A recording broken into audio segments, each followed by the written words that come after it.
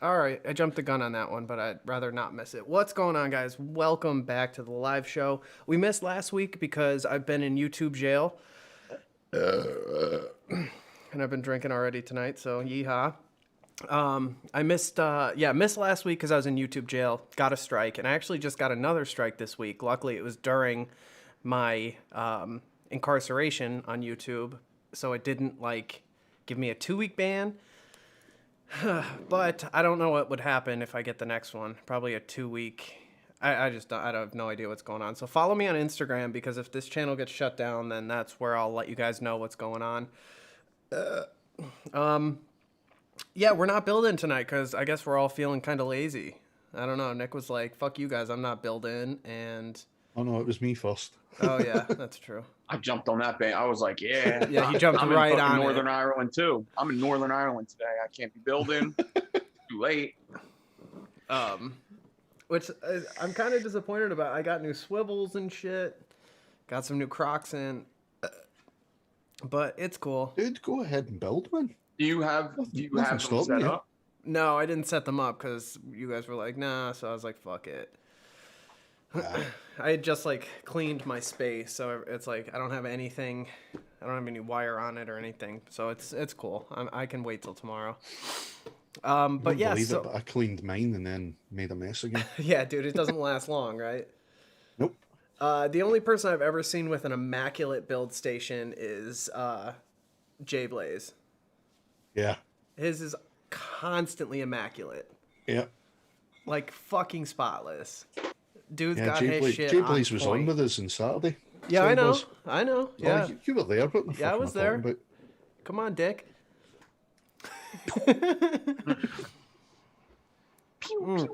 But so welcome to the Not Building Unenthusiastic live show. We have Big G Coils and Mr. Nick Devine with us tonight, and I invited Kim Dixon. I don't know if she's gotten back to me yet. Let me check real quick. Oh yeah, 3 messages. She's in chat. Okay, she's ready. So let me get her. Kim, if you're watching, or message me on Instagram. Message me your email, and I'll send you the link. Do you guys have her email? Actually, just shoot her the link, will you? I'll send it. Okay. All right, cool, Kimmy. The link's coming. Let me get rid of the logos so they're not all over your face when you hop in. Oop, there goes the image. And then while we're waiting on Kim, we will we're gonna leave the fuckbait Mats logo up. Oh, new merch, SherlockHolmes.com. Go check it out. It's relatively inexpensive, and I'm very fond of the designs. I got a bunch of them in finally. This one's a little sideways. Oh, maybe it's just the way I'm wearing it. Oh yeah, no, this one's good. Okay, yours will come straight. These are samples, but I'm doing a great job at selling my merchandise here right now. But if you want to help support the channel, you can check out the merch. And with that, we're going to do some introductions, and whoever wants to can start first. I don't know if I don't know, man. I don't know. Only clothing for straight people. That's kind of fucked up, dude. all straight clothing over at Sherlock Holmes. Okay. Nikki, I'm sure you're personally offended by that. I know. Fucking heartbroken. I know. I'm so sorry, man. I'll make a Sherlock Pride shirt for you. Rainbow coils on it Yeah. to vape my 0 milligram. Mm-hmm. Which we're all doing this evening. Yep. Yeah. Yep. Absolutely. God, fuck yeah. YouTube. Dude, I did it. It is fucked up what they're doing to you and your channel. I did a video the other day. I can't believe that they let me get away with that shit. What'd you do? I showed a whole bunch of other people's videos, and I put some links in, didn't put other links in. Links for what though? For the one was a comedian, his videos. I played 2 of his videos. I put the links for both videos in the description, put the link to his thing, and then I named it N.devine83 Live Reaction to Internet and Andrew Schultz, who's the comedian that I watched. And the only thing I got in trouble for was an Adam Pilarczyk song. Adam Pilarczyk makes us songs. He's a friend of mine, and that's the only thing I got in trouble for was a fucking song by Adam. Everything else was fine. So weird. Yeah, Yep. links are okay as long as they're not to tobacco sites. I played the entire video. It doesn't matter as And- long as it's commentary. That's supposed to be fair use. Now, of course, they might fucking slam you for it, but it's It's supposed to weird. be fair use. It should be, but like, there's other videos that I've gotten in trouble for. I've gotten in trouble for, which I kind of understand BBC. The octopus video I showed, I kind of understand that because that's a network, and I guess they're just. But still, if you put it on YouTube, people should be allowed to watch it on their channel and comment. So that's think. weird. Well, Yeah, and I put the yeah. link to the video in the description too, and they still did not. Well, here's the thing, right? What are you gonna do? You're gonna sue them over a fair use case, like you, Nick Devine. You know what I mean? Like, those companies like TLC's notorious for that. Nintendo is notorious for that. They'll do takedowns or take all the money from it, and you can appeal it. But then they're massive companies, so they're going to win. And then what? Even though it is, if you're doing commentary on it, under the law, that's transformative enough to be under fair use. But what are you going to do? Try to sue them? Try to fight them? It costs you hundreds of thousands of dollars. You know what I mean? So it's not worth it per video. I wouldn't okay, let's put it this way though. If BBC could do that, like, I'm not going to spend money to, like, let's say if I used a Sherlock Holmes video and you took it down, I'm not going to spend money to sue you either. Right, exactly. So Exactly. and then I've done a video where, I don't know if you know this video was went viral years ago, and it's about a pastor in a church. It's like a black church, and he's doing faith healing, and some guy comes up and he's like, yeah, I'm super gay. And then the pastor touches his head, and the guy goes, I'm not gay no more. I don't love men's. I love women's. Women. I'm not gay no more. I am delivered. And I got in trouble for that video. What the fuck? It's such a good video. I gotta put the link in the chat because that video is so funny. Yeah, I want to watch that. All right, let's start with now. Yeah, too bad you couldn't get that faith healing, huh? Let's start with some introductions. Somebody go first. All right. I'm Big G. I'm the host over on Wired Wednesdays and one of the hosts on Saturday Night Vapor. Got the name right this time. Wednesdays at 5 p.m. UK time and 11 p.m. UK on Saturdays. Also Coil Builder over on Instagram. And your link is in the description. Awesome. Kimmy, I will put your...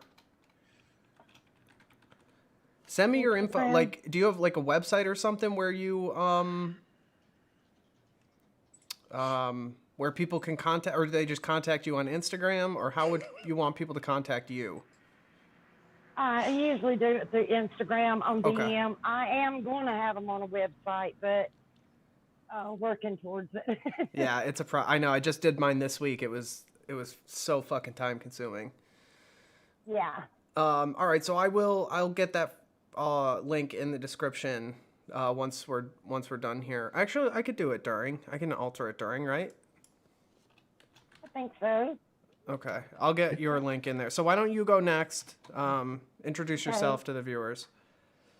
All right, Jim Dixon. I'm Phoebe64 on Instagram. I do the build stands, swivels, adjustable stands, RDA holders, river tables, anything with wood, I do it. What else? I'm on the Big G show Saturday night.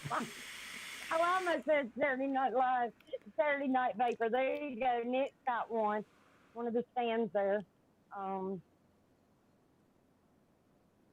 That's pretty much it. I'm on there and always in Nick's chat. And I'm on the Purple Army build team. And right now we're in a build off with the Aculite. Oh. And I probably didn't pronounce that right. Yeah.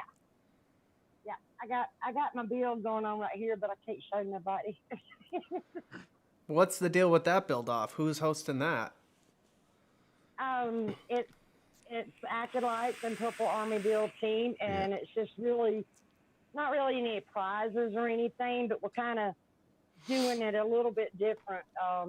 The first round, we just matched people up, and then now we're doing it kind of like a baseball team. So we had 3 against the other 3 on a certain deal.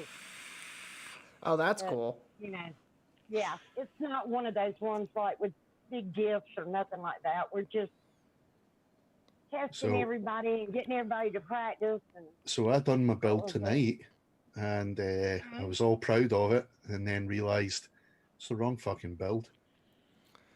You're gonna have to hold that one in the. You're gonna have to put that one on the shelf then.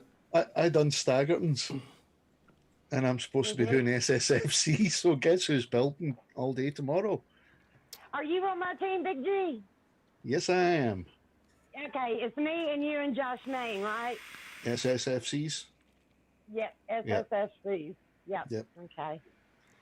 Go team! Yeah, that one took me forever. I finally got one the other day, perfect like I wanted it. I done about 5 or 6 of them before I got it just right. Who's judging that? And, who decides who wins and stuff like that? It's Bones the Skater, Snappy Builds, and who is the other one, Big G? Oh shit! It's lost my mind. Wambatsky. Yeah, Wambatsky. Oh yeah, that's right. Yep. Nerdfakes won it last week. Are you guys like posting it anywhere that people can go and follow along? Yep. You just follow Purple Army Build Team over on Instagram. Awesome. We got videos. Another one drunk. I've only had 2. We had some cool videos telling who's, on what teams and everything. So. Awesome. Pretty cool. It's fun. It's just a friendly build-off, and there's more on the Purple Army than the Acolytes. Is that how you say it? Big Acolytes, G? yeah. Acolytes of Home. I know we just, yeah. So that's one reason why we kind of started pairing up, Kim, it's not friendly. You need to kill. Destroy everyone. Yep. Falcones first. Do it. I'm way too competitive for any friendly competition. I know. We've actually got a few of the. See, we've got a few of the members of the teams in just now. Oh, cool. Gravel Throat, Freddie. Welcome, guys. Thanks for being here. Nick, do you want to introduce yourself? Oh, yeah, I got talking too much. And it's okay. It's okay. Yeah, N.devine83 on Instagram and YouTube. Do coil builds and stuff like that, and a lot of just nonsense over there. And he's a super enthusiastic guest on the channel. Yeah, I'm not shy on any channel. There's a whole bunch of channels I'm on. An MMA channel, I'm No Joe. Fresh 03, I'll be on sometimes. On Golf T's channel over here. And if any of these other fucking channels want to fucking invite me, that'd be nice.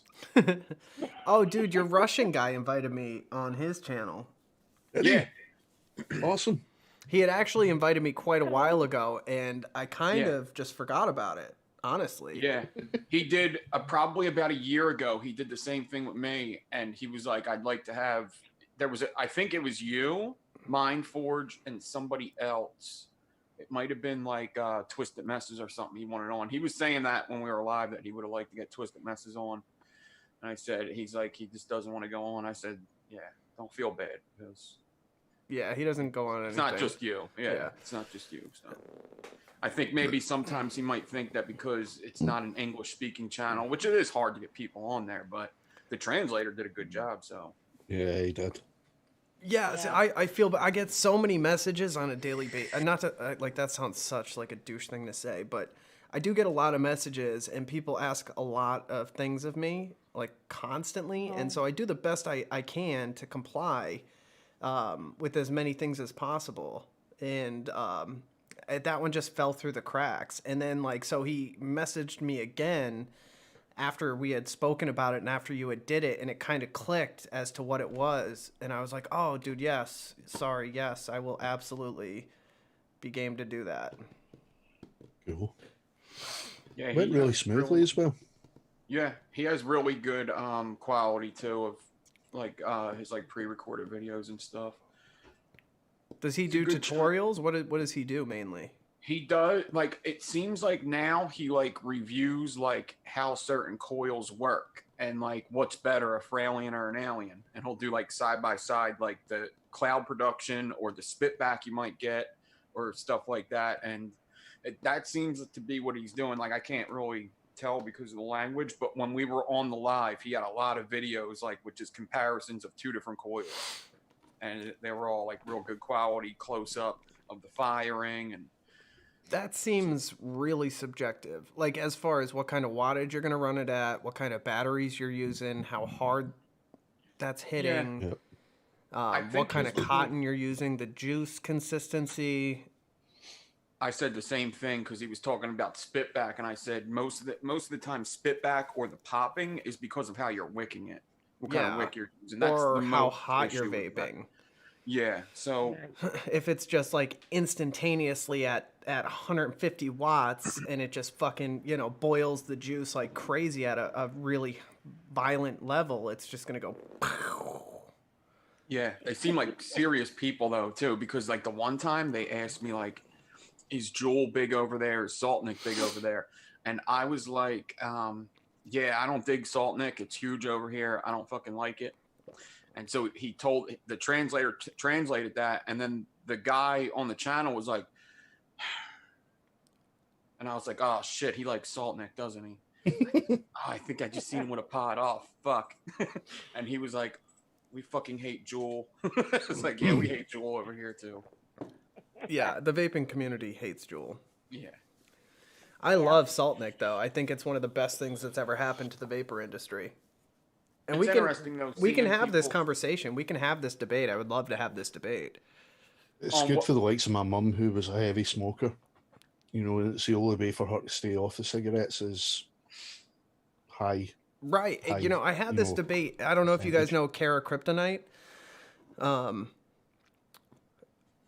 She's a really amazing advocate. Works extremely hard for the industry. Always going to rallies and going above and beyond. She's a really great person too.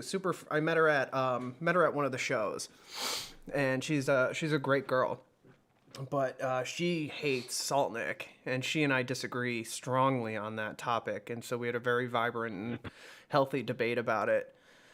And so I can understand where people are coming from, because especially with Juul, people like to attack Saltnik, and you know, I think it's not Saltnik's fault. And I think my perspective is that if you look at the pros and cons of Saltnik, and I definitely know there are some cons, but how many people it's helped get off cigarettes more easily than, you know, it's got to be almost all people. It's got to be almost, it's got to be close to that 90% kind of thing, where if you started off vaping, you started off with something like a pod system. Right. I mean, in today's day and age, like back when I started, there was up to like 24 milligram freebase available, and a lot of people were doing that. And so to like swap that with just a smoother, easier to handle juice, you know, people, that's what I don't understand, because like people who started years ago like I did, like there was 24 freebase, which was a fucking bitch to vape. It was insane.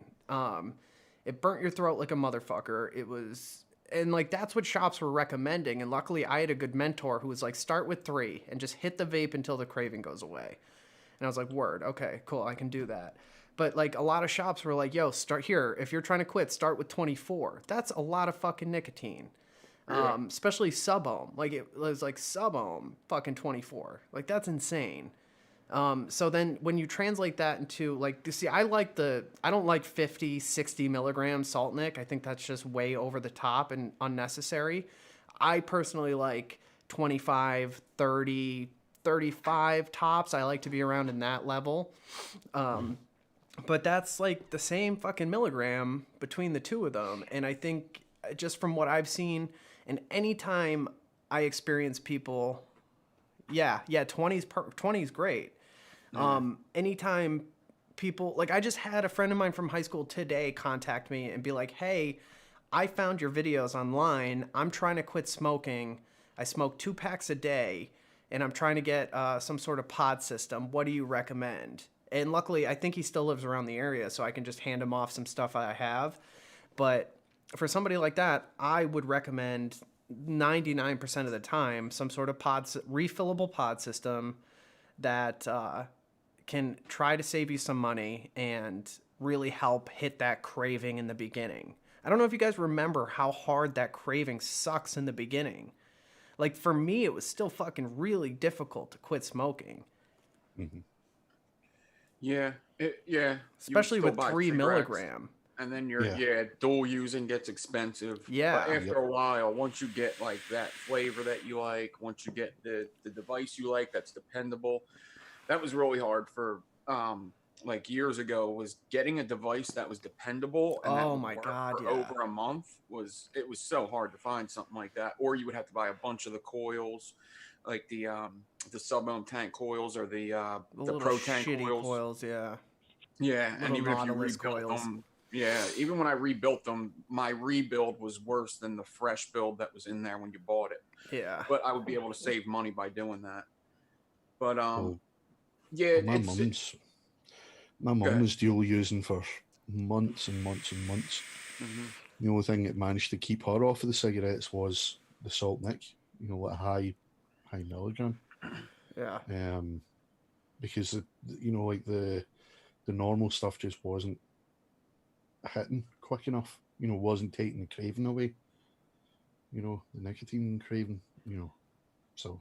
I think if I had Nick Salt back when I quit, it would have been a quicker transition from the cigarettes to the just vape, because because of smoking for decades, I couldn't taste any juice besides like super strong strawberry. I just couldn't physically taste the flavors. And then, with the 3 milligram, I would just hit the shit repeatedly,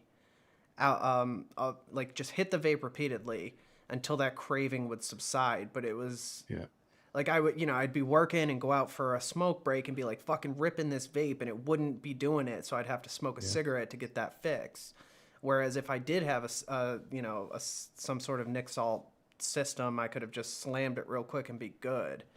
Yeah, I think it's good. It's good if you've got with a view of eventually tapering it down and down until you're getting to near the 0 milligram or 0 preferably. But I know most people that have tried to switch to 0 milligram have ended up back on the nicotine because they still craved it. Let's say hypothetically that I was on 3 milligrams. I'm not. I vape 0. So do I. 0. But if I were on 3, I would have not a fucking care in the world about being on it for the rest of my life. No, it's a negligible effect. Over the long term, it's not going to do shit. It's a stimulant like caffeine. Yeah. There's studies that say it's good for you. Well, here in the UK, you just got to look at the Royal College of Physicians. Yep. And all the independent studies that have been done here as well.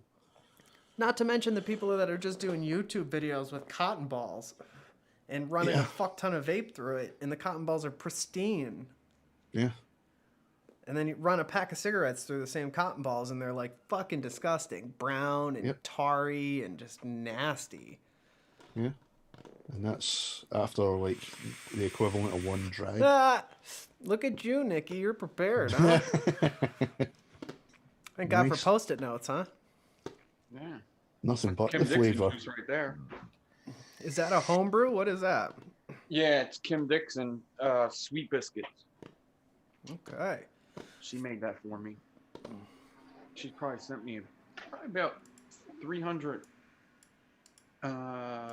What is it called? Milliliter?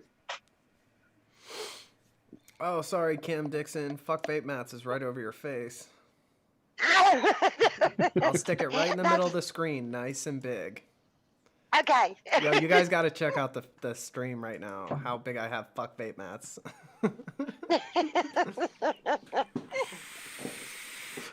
Nice. I would just leave it there. I'm going to. My man. As soon as I can, I'm gonna order those fuck vape Show mat me. t-shirts. As soon as I can. I gotta send you some more of that Hazy Daisy too, Nick, because I let some steep for a while, and oh, God, it's so good. So you mix too? I've been dabbling with it a little bit. I mean, it's just me here buying the little bottles, you know. Mm-hmm. I want to get into it, but I don't know if I can pick up another expensive hobby at this point in my life. I know, right? It was Yeah. a little bit more than I thought, but you know, it's fun, and Adora is my sister, my best friend, and she helps me, so Oh, that's that awesome. works. Yeah. Yeah.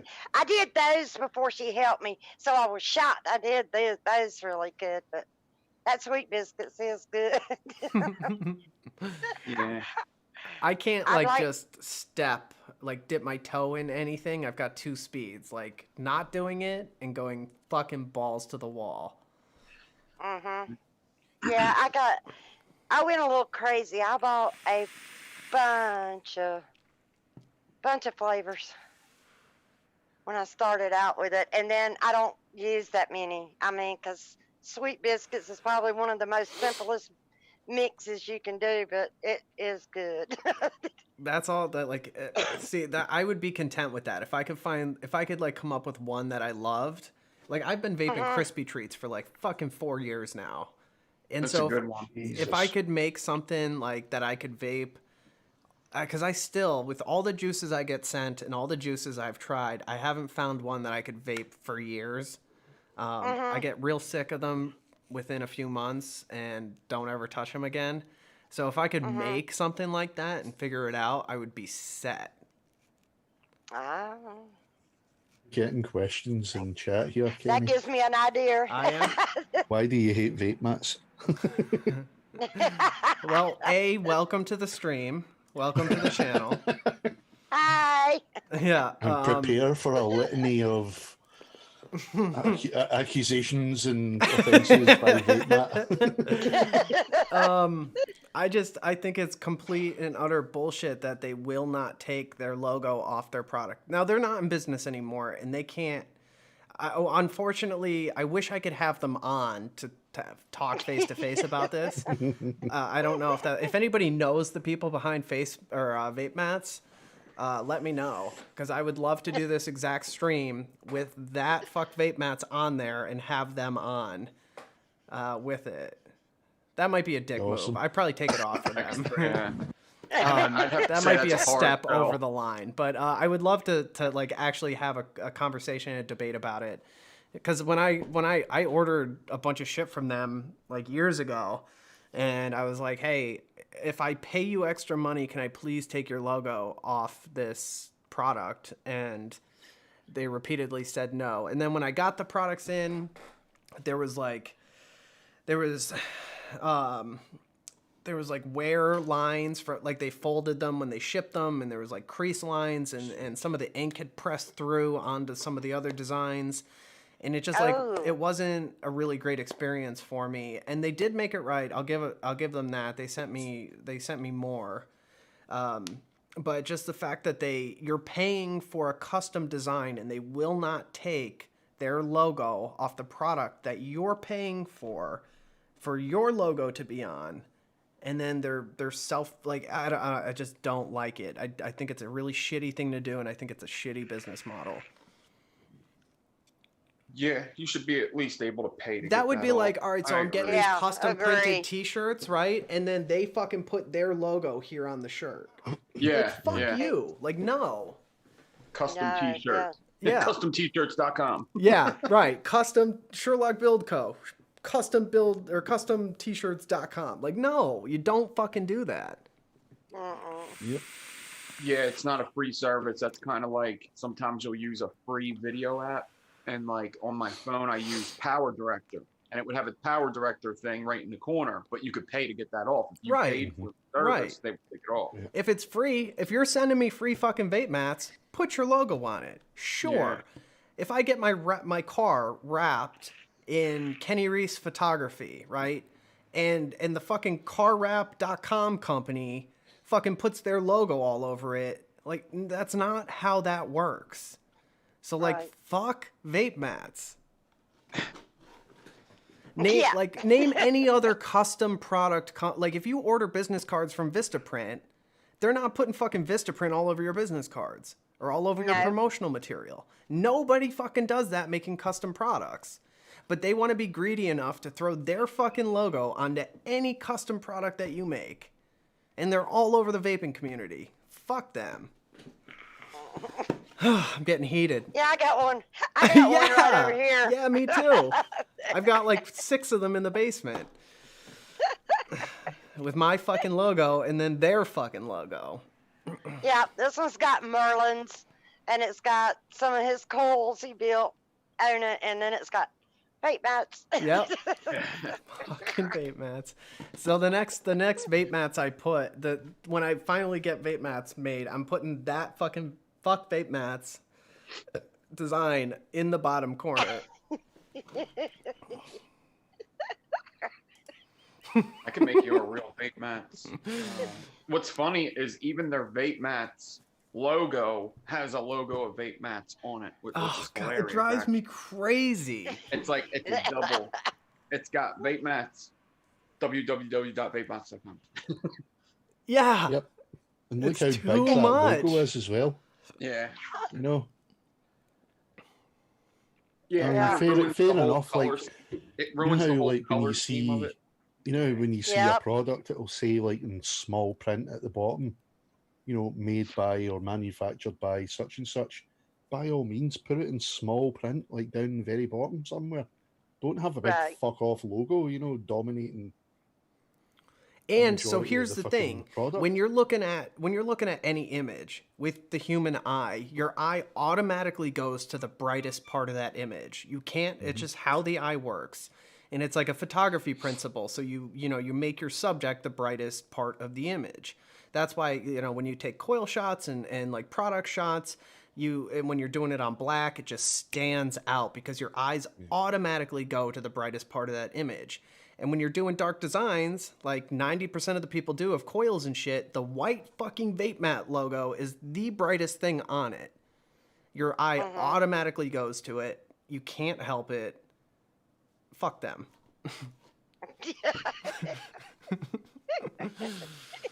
I'm making you a vape mats watermark. I could put fucking in with their letters, I think.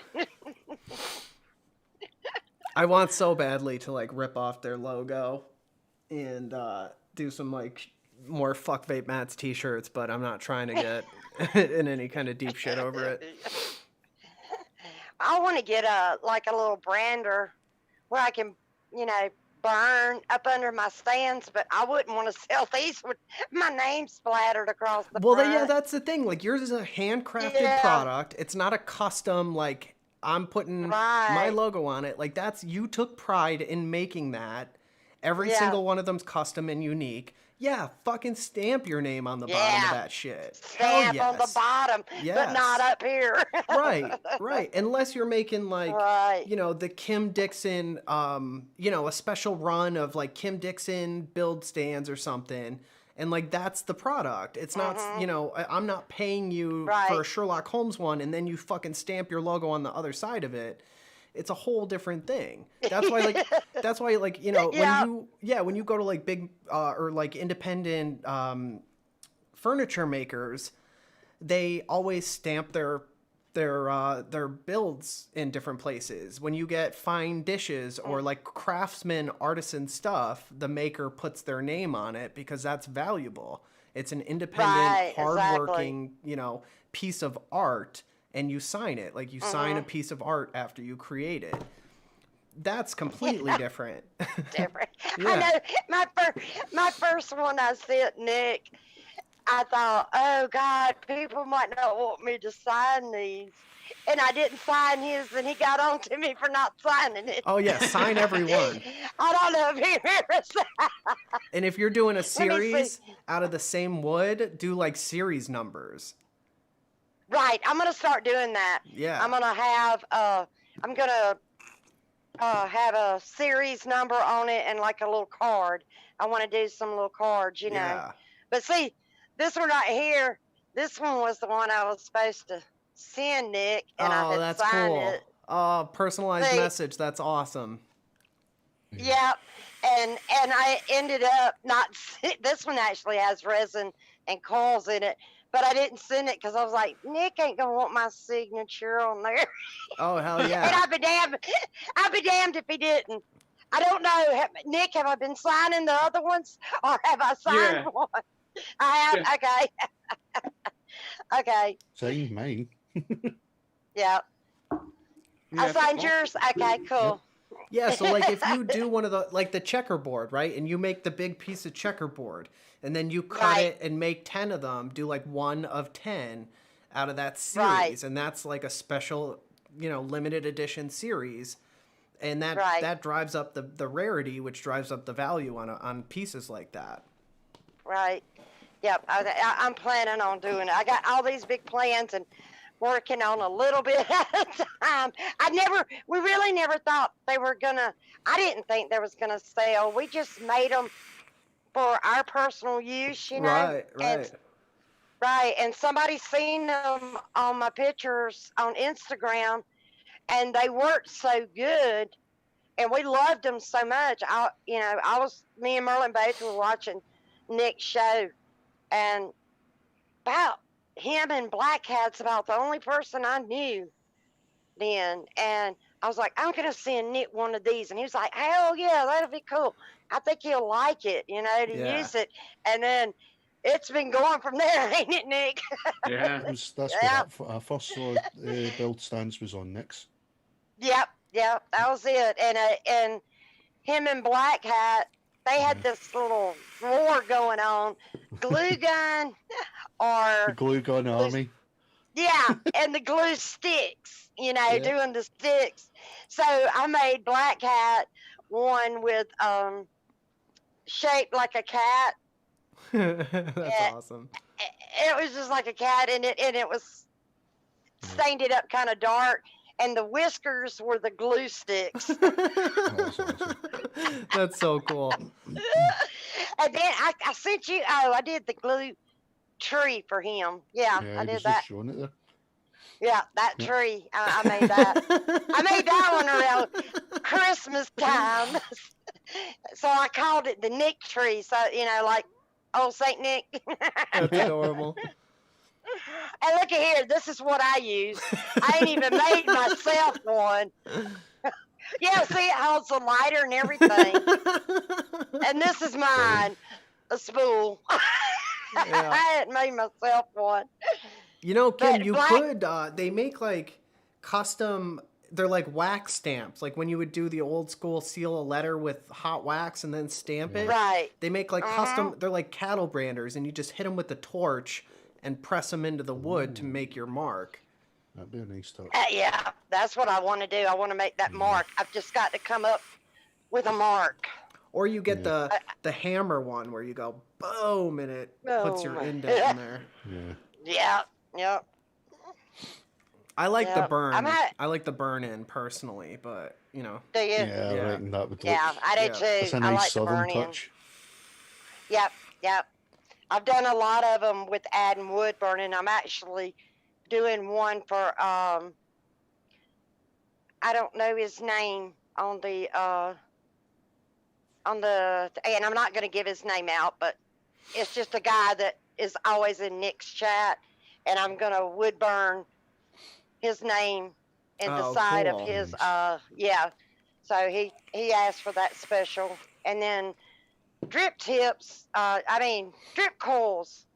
Oh my God, I made him yeah. a. Yeah. Yeah, you seen That's that all one? right. Everybody knows him. Heath. Yeah. Everybody knows him, and I did. Yeah. Everyone knows Heath. Fuck big maps. Look at there, Nick got it. Dude, I made. you just did that Mate. right now? Yeah.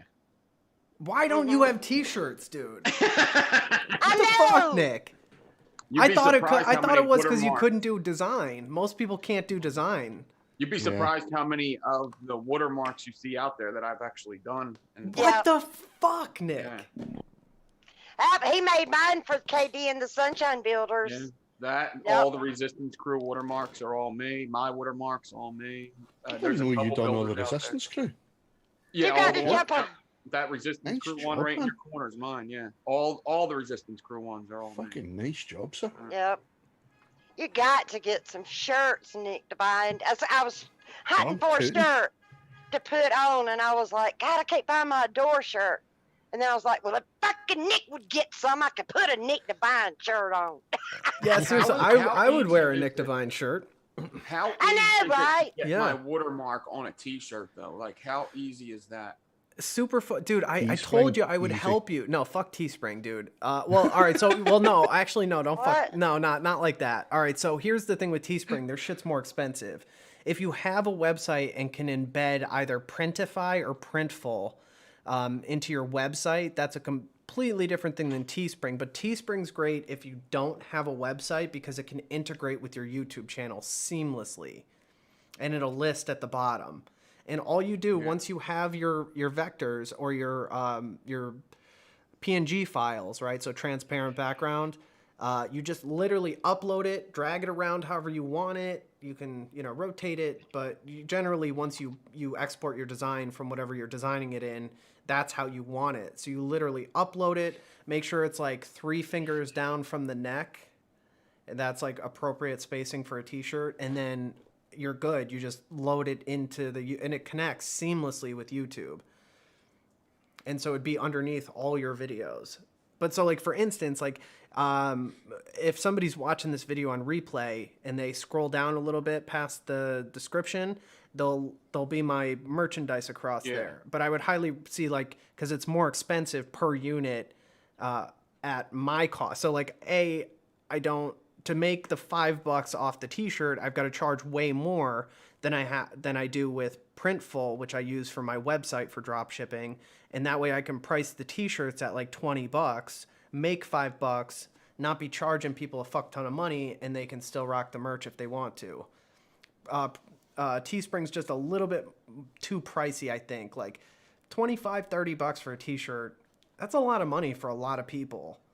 And Yeah. 20 it seems so much more reasonable to me. Like when I support people and I buy t-shirts, that difference is a big difference in my mind.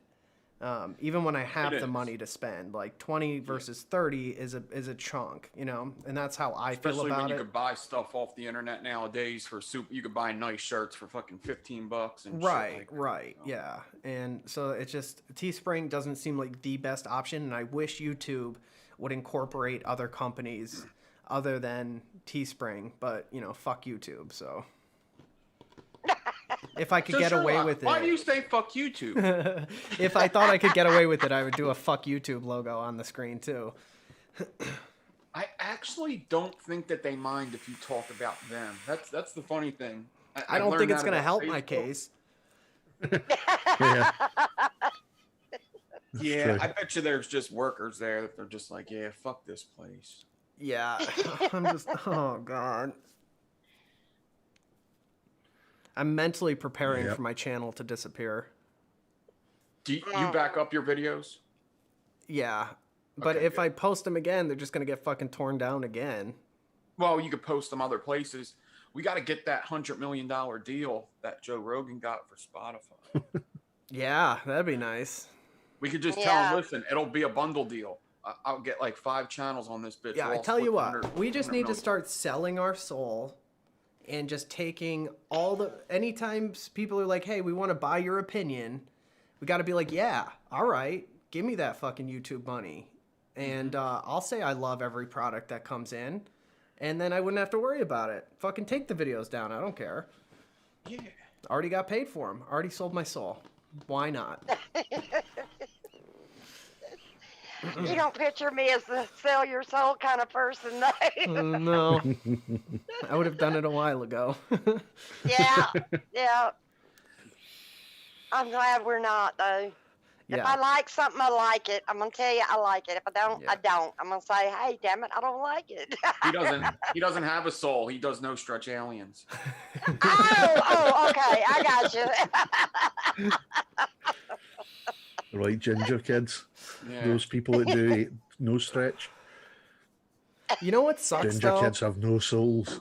Yeah. When I talk to these companies, when I'm doing reviews for them, and I'm like, all right, yeah, you can definitely pay me if you want it quicker or, you know, something like that.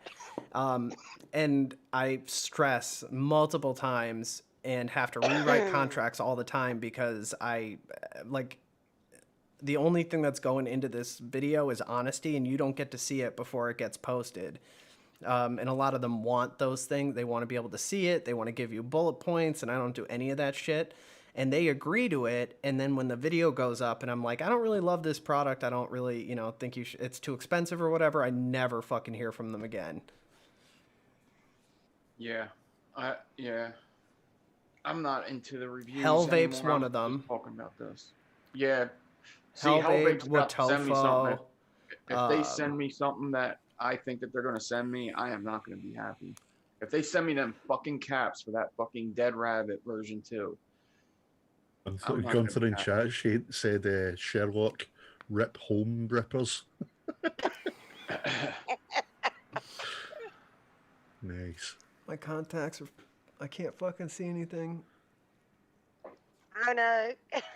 See, I can't see nothing neither. I'm just going with it. Yeah, I know should there's a couple really of just wear my YouTubers that glasses. started using BitShoot. What? BitShoot. Bat It's shit? like a Bat shit. BitShoot. Bat shit? That shit?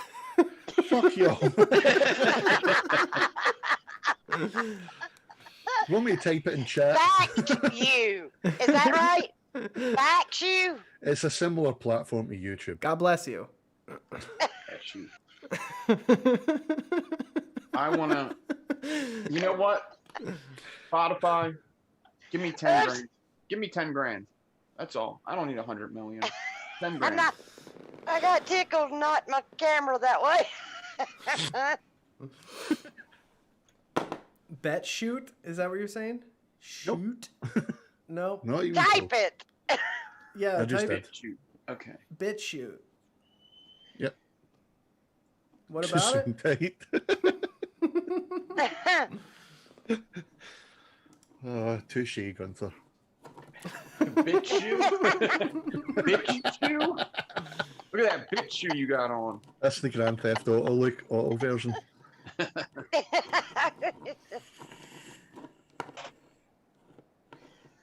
I hate can't see chat. I can't say hey everybody that's out there. Yeah. Kim, the chat's Yeah. behind you. Oh, okay. I don't see it. All I see is my mess back there that I'm trying to hide. Yeah, that's funny because like you should see like right into this room and see what a disaster it is in there. I just cleaned this all up real nice before I do this. Yeah. Yeah, I got all this areas okay, but I've been doing laundry. So I've got laundry baskets. Oh yeah, I got a here. bunch of those upstairs. And instead of putting it in the drawers, my work clothes, I just set them on my bedside table and There you go. grab them. It's easier that way. Yeah. You wake up late and you got to get up and go. It's there right there. Yeah. That's a mess back there. Wait, so what is BitChute? It's basically like another YouTube, kinda, but it's not as. I don't think it does 4K. Yeah, you know how many people can actually watch 4K? But a lot of there's quite a few YouTubers have already moved over there, like the vape reviewers. While they're still doing YouTube, it's like they're preparing. It's like a just in case move, like vaping with Vic. He moved over there as well. I'm pretty sure Heavy Metal Vapor went Y'all over might there as better well. check into it. Is anybody else getting fucked like I am right now? A lot of folks, yeah. I mean, vaping with Vic got screwed vapes. pretty bad. Yeah, but Mike that was Vapes like a got while. another But like strike. right now, like current, even now. Yep. Yeah, it was like a month ago. Yeah. Mike Vape's got another strike. Heavy Metal Vapor. Well, he got hacked, but I'm pretty sure he's had strikes. Somebody just said Jared the Vaping Goat's been getting it. So lots and lots of vape reviewers are getting hit. Vaping Jared fucking goats. Good. Yeah. COVID is over in Lehigh Valley, Oh. Is it? huh? That's what M. Gunther's saying.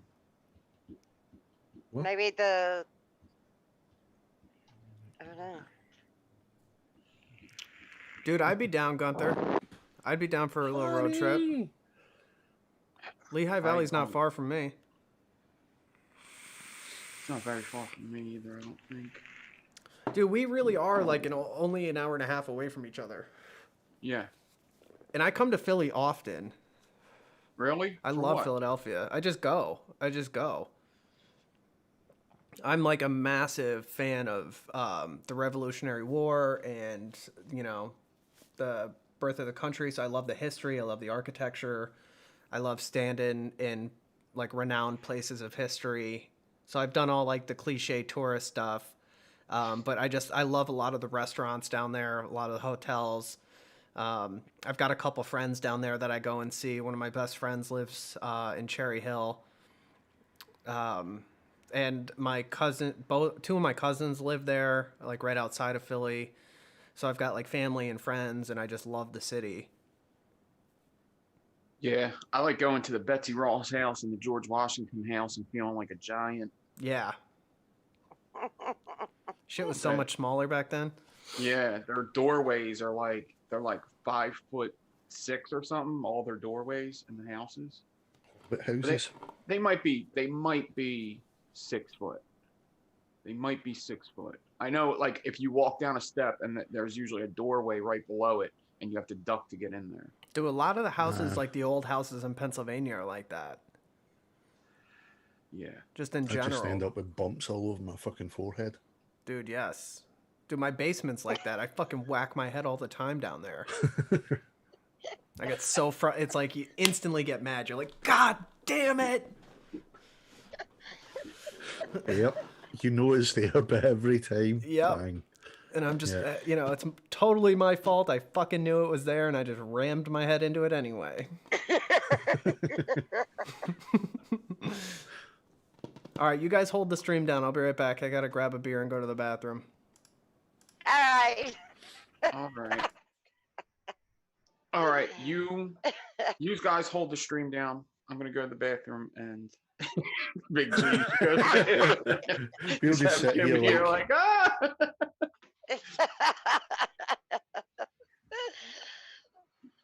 I was like,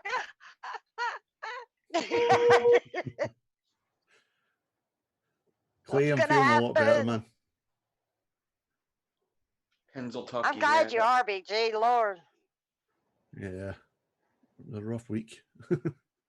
Yeah. Very, very much so. But no, I was just lying in bed, just watching TV with Lauren, and just went to shift position, just heard and felt this dull crack. And I was like, oh, I hope that was a good crack. Yeah. I had to get up eventually, so I get up to go to the loo. And I was like, ooh, I can move again. Yeah. It's always good when you have those. Yeah. It really is. Yeah, back pain sucks ass.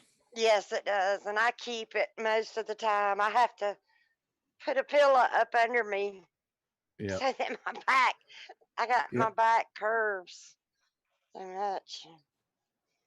Sometimes I go to roll over and I can't move, and I'm like, Oh, yeah, I remember like I've popped the disc a few times over the years, but the last time it happened, it was just awful. You know, like I literally just could not move. something like if I did have Yep. to, you know, like obviously you have to go to the toilet and whatnot, but I had to use crutches. It would take me like 15 minutes to get to the toilet. You know, might as well I just wore special pants. I do like that. It's my sciatica give me trouble, the sciatica nerve. And that is so bad because you don't want to have to go to the bathroom when you're like that. Oh, it's indignifying. Mm-mm. So it is. It really is. I know. Because you have to Yeah. rely on everybody. You can't do fuck all for yourself. I know. It's terrible. You know. Terrible, terrible. I broke my tailbone twice. So Oh. yeah, that's one reason why I have problems with Yeah. mine. So I take it yours flares up every 6 months to a year.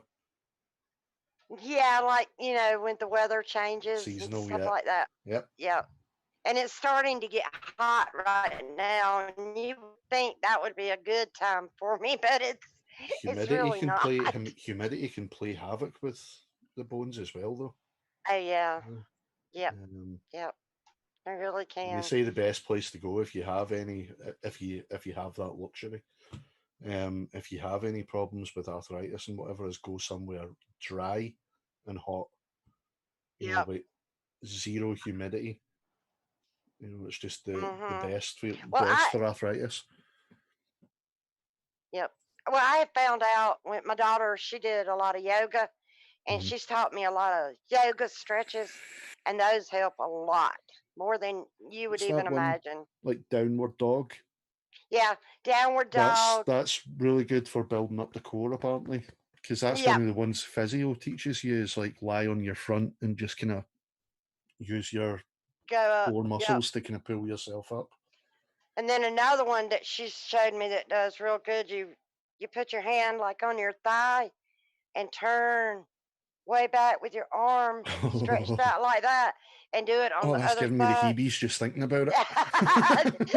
It works great. And then, like, before I get out now and start working in the shop, and I forgot to do it the other day, but I, you know, do my arms up and down and around and around. Yeah. And I was sanding all day long. So by the end of the day, my hands were vibrating. Everything I touched, I thought I was getting shot. You know, Yeah. you got to jumping. Mhm. Mhm.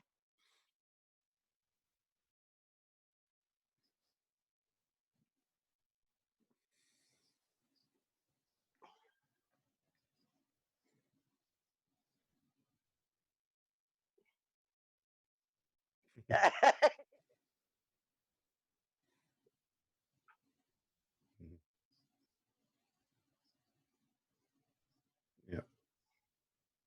Yeah.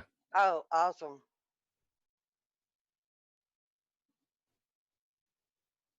Coming back. Yeah. Yeah. Yep, it will. It'll get to you. And I mean, it's always better to keep moving. Oh, you're muted. You're muted on the stream, Kenny. Mhm. You're muted on the stream. Sorry, guys. I was talking about everybody's talking about the different various illnesses and decrepities that we have as we're getting old. I've got right knee pain, and so I've been working out consistently. In the beginning, it was really hard working out legs for me with my knee, so I'd have to take a couple days off. But then, as I consistently did it, my knee got much better to the point where like it wasn't an issue at all. But then, since I got sick and then quarantine, I kind of haven't really been working out at all lately, and that knee pain has just come back with like a vengeance. And so it kind of goes to show, at least it proved to me, that like physical therapy kind of stuff definitely does work if you put the effort into it. But Yep. I like with my knee, I gave up on physical therapy like 4 times. I was like, fuck this shit. But it kind of did work for me. Yep.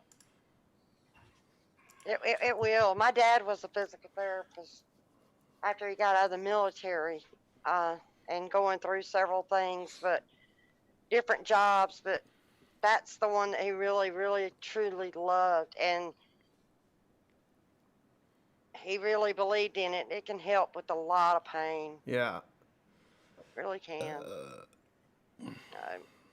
Dude, when you burp, I just automatically hear Barney Gumble from The Simpsons. Sorry. That is Beer just makes me such a super Barney gassy. burp. It is. I'm loving your choice of beer, by the way. Thank you. Yep. It's Oh, on what it's was on it? I couldn't sale. see it. Very topical. It's on sale, so I keep buying it. I'll bet it is. Looks like they changed the label a little bit. Maybe the Yeah. color scheme. Yeah, it looks bolder. Yeah, it looks like it's Yeah. a lot more black and there's no yellow in it. Tell me that doesn't look Yeah. delicious though. Oh, it's Oh, great. it does. Got your line for it? I actually do, but you know, this time I didn't want to spend any more time in the kitchen slicing it. You know, I hear ya. while you guys were holding down my live stream. Corona and a We slice could've- of Lyme disease. We could have talked about sciatica nerve all night. I'm sorry, I brought something crazy in there. No, God it's damn cool. it, Kim. That was Shut my up, fault. Kim. That Don't was you my say fault. sorry. No, it's my fault. I brought up the back pain. Oh, yeah. Blame it on the Well, we're Scotsman. all old. Well, We those are. two aren't. How old are you, Nick? I'm 52. Nick is, Me too. I'm 96 could- years old and I can I still could bake be- my own bread. Yeah. I probably could be either 30 or 40, right? Maybe. I wouldn't say 40. No, I would say 30. I think I'm you're 30. I'll be 37 in October. I was just gonna Damn, say dude. because yeah. All those 83. drugs pickled you. They fucking They preserved you. yeah, heroin preserves you. That's funny. I had that talk with Homeboy OC. Where the because fuck's he your was like, grey? yeah. What's that? Where's your grey? Oh, there's Fucking gray. hell, I mean, look There's at this. Yeah, there's gray coming in. Especially, I got it like right here or right here. I don't know because the camera backwards. Dude, I got gray No, all no, over the you're- I'm about to start camera's fucking going broadcasting in black and white so nobody can tell. But there's Embrace I, it. I wouldn't mind gray. My family goes gray before they go bald. They don't go bald actually. They just go gray. And Yeah. I don't mind it too much, especially like when you get that like kind of half and half kind of deal going Oh on. yeah, I know. Salt and I pepper. love the salt and pepper hair. Mhm. I like the gray. I mean, it really looks distinguished on the guys. You know. It does. It definitely does. Uh-huh. Yeah. Guys Yeah. get lucky in that sense. Yeah. Yeah. Hey, Clayton, Wouldn't what's know. wrong with 52?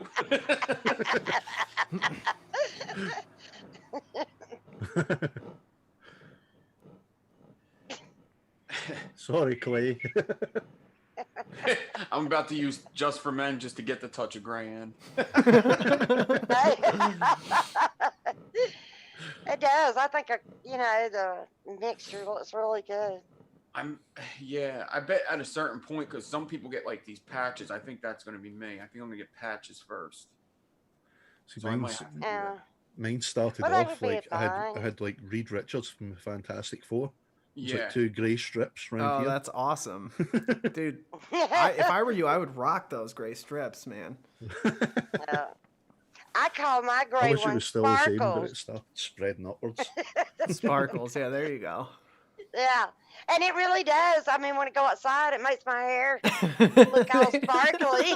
There you go. It's a good way to look at it. Yeah. What, Wisdom highlights.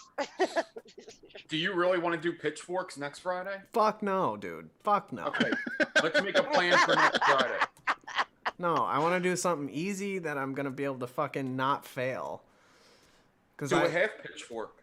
fuck you. I fair, haven't agreed. been building like during the week or anything. The stream is the only time I build. Do a vertebrae. Because like here's the thing, this channel, all right, because of the way things are going for this channel, I might just do this live stream on Friday nights and not do anything else, and then just focus completely on my photography business because I can't, this channel's just been going down the tubes for like a year now, and it doesn't make sense for me to invest the time and energy and money into this when it's just costing me a fuck ton of money to do it. And so I'll focus on that and then maybe doing production coil building again. I don't know. Fuck, I don't know. I'm still trying to figure it out. But moral of the story is, I don't know what the moral is. What were you? What the fuck were you talking about? Moral is your channel went downhill as soon as you let us on. Yeah, but why did I? What were we talking? Oh, next Friday's build. What? Yeah, what? God, oh god. Vertebrades. Go for vertebrades or Celtic Never mind. braids.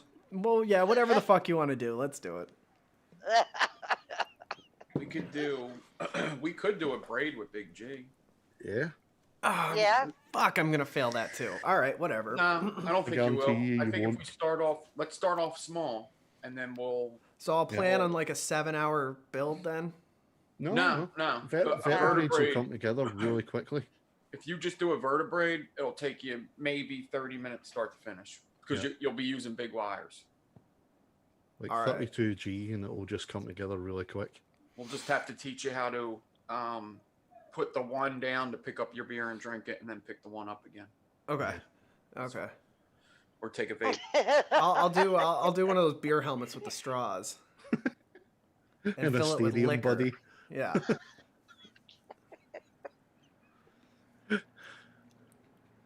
That's like the one thing I had was it was like one of these phone arms where it would hold your cell phone, and it was like a movable arm. It was just like a piece of metal that was bendable, and I put my pod system on there where you don't have to press a button, and I clipped it in there, so I would just be able to go braid at the same time. Yeah, speaking of creative ways to be lazy. Hold on.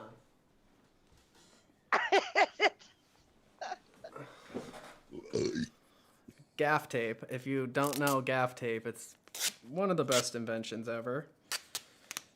Sticks to anything like duct tape, but doesn't leave the residue that gaff tape does. Huh. And yes, I'm taping my pod system to my beer right now. This should be interesting. You can kill two birds with one stone, basically. There you go.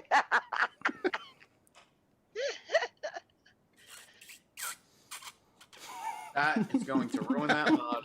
I'm just waiting and coughing. Oh, it didn't work. Oh, I did it upside down. Oh, no, wait. There we go. Okay.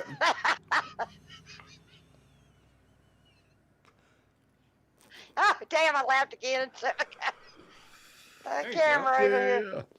Ultimate Yay! beer pairing. How about this? I was just gonna say, I was just looking for tape to see if I could tape this fucking guy to this. I know I had three. Where's my packaging? Before I had my little stick to hold my phone, I used to have it. You know how you roll tape where it's sticky that way and sticky this way? I'd have my phone stuck up to the wall. Oh, that's clever. Yeah, that's clever. Yo, you'd be surprised some of the shit I've rigged up with this. Oh, yeah. Like, just fucking tape on tape on tape. Just random, really crazy rigs. This is not a puff bar. This is a E&B Gorilla Banana Custard puff bar lookalike. It, tell you what, it's fucking delicious. E&B? I didn't even know they made those. Yeah, I guess they're brand new. They sent them to Jess, and I was taking pictures of her, and I was like, "Yo, let me try that banana custard," and I fucking pocketed it because it's goddamn awesome. Yeah, their stuff's supposed to be really, really good. They make like they make their own line and all of Batman's Yeah, exactly. flavors as well. Tell you what, I'm gonna contact them and be like, "Yo, let's make a juice line." Go for There it, you man. go. My thing's too wet. Ugh. The glass is too wet. There you go. There's a Kim Dixon tripod for you. I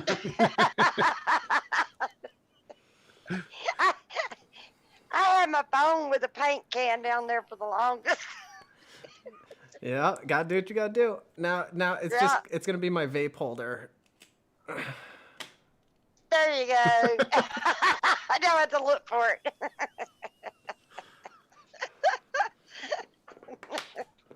this, I showed the guys this last time, but this has those neodymium magnets in it on this koozie. And so it will hold a full beer bottle against my desk. Damn. Let me see if I can show you, because it's fucking awesome. There it is. Look at there. Welcome to the crotch cam. Crotch cam. Crotch cam. That eliminates having to say, hey, dude, hold my beer.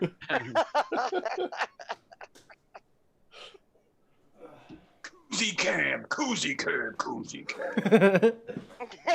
Sherlock has magnets. Oh yeah.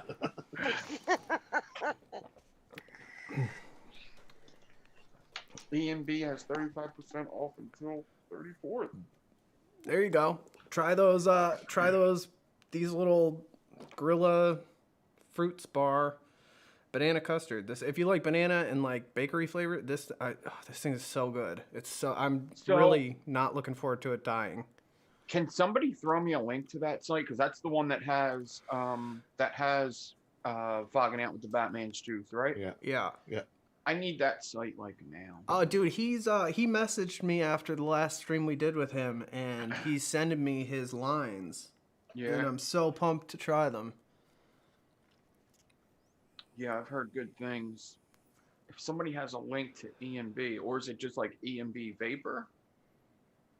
Yeah. think I'd See, look- Clayton, no. We're not fucking doing pitchforks. No.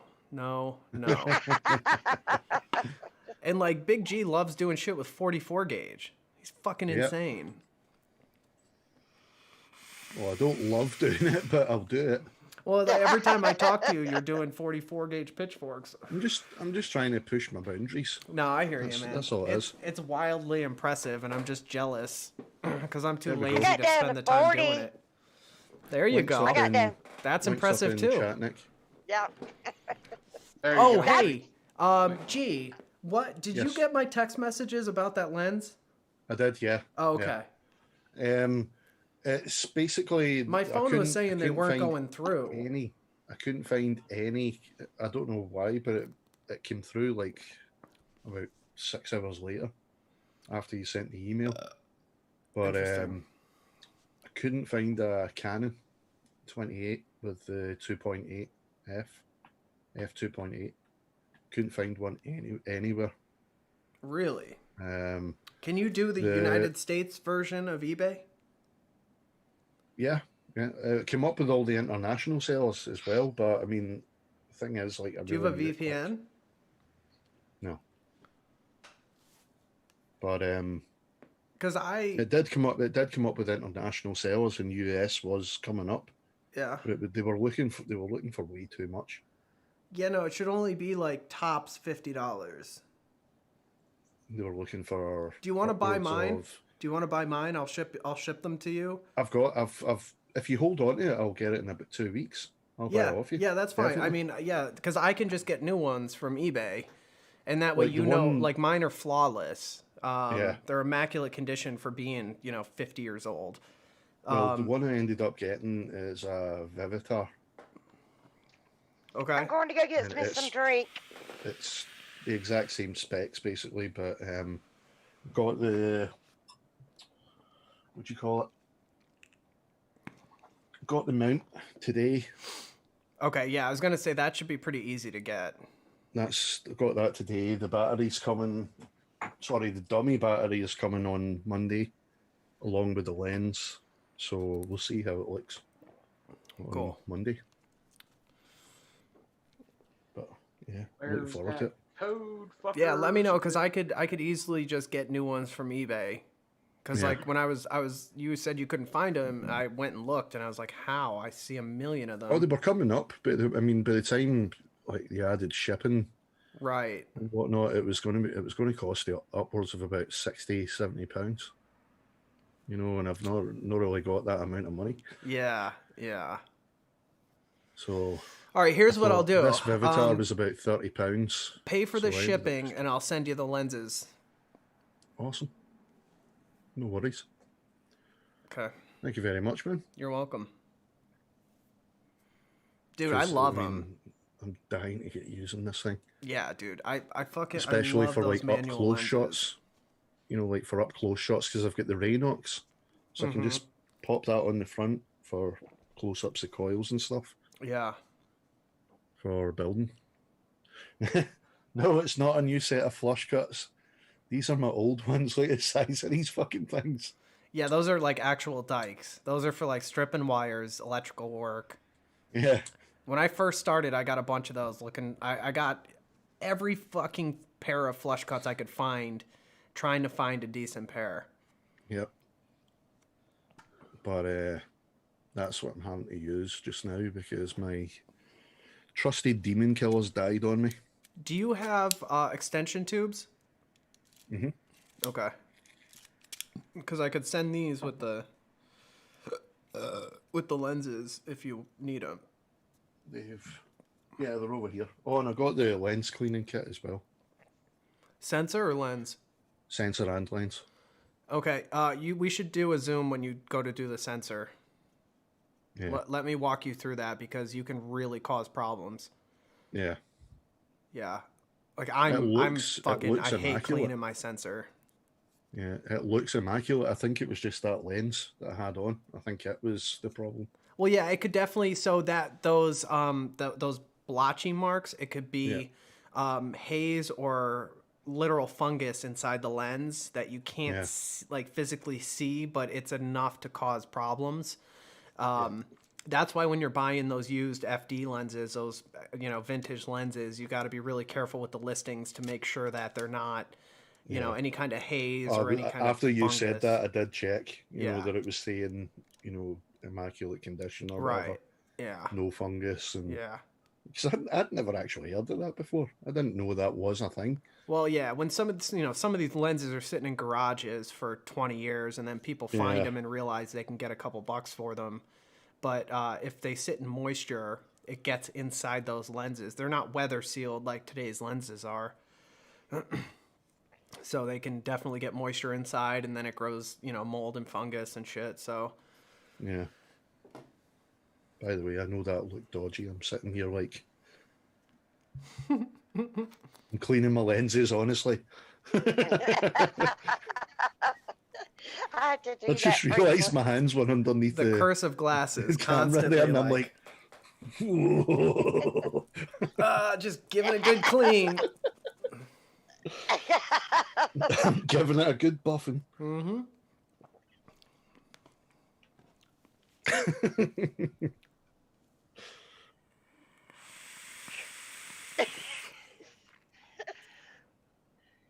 You're one of those people that can look good with or without glasses. Really? Oh, yeah.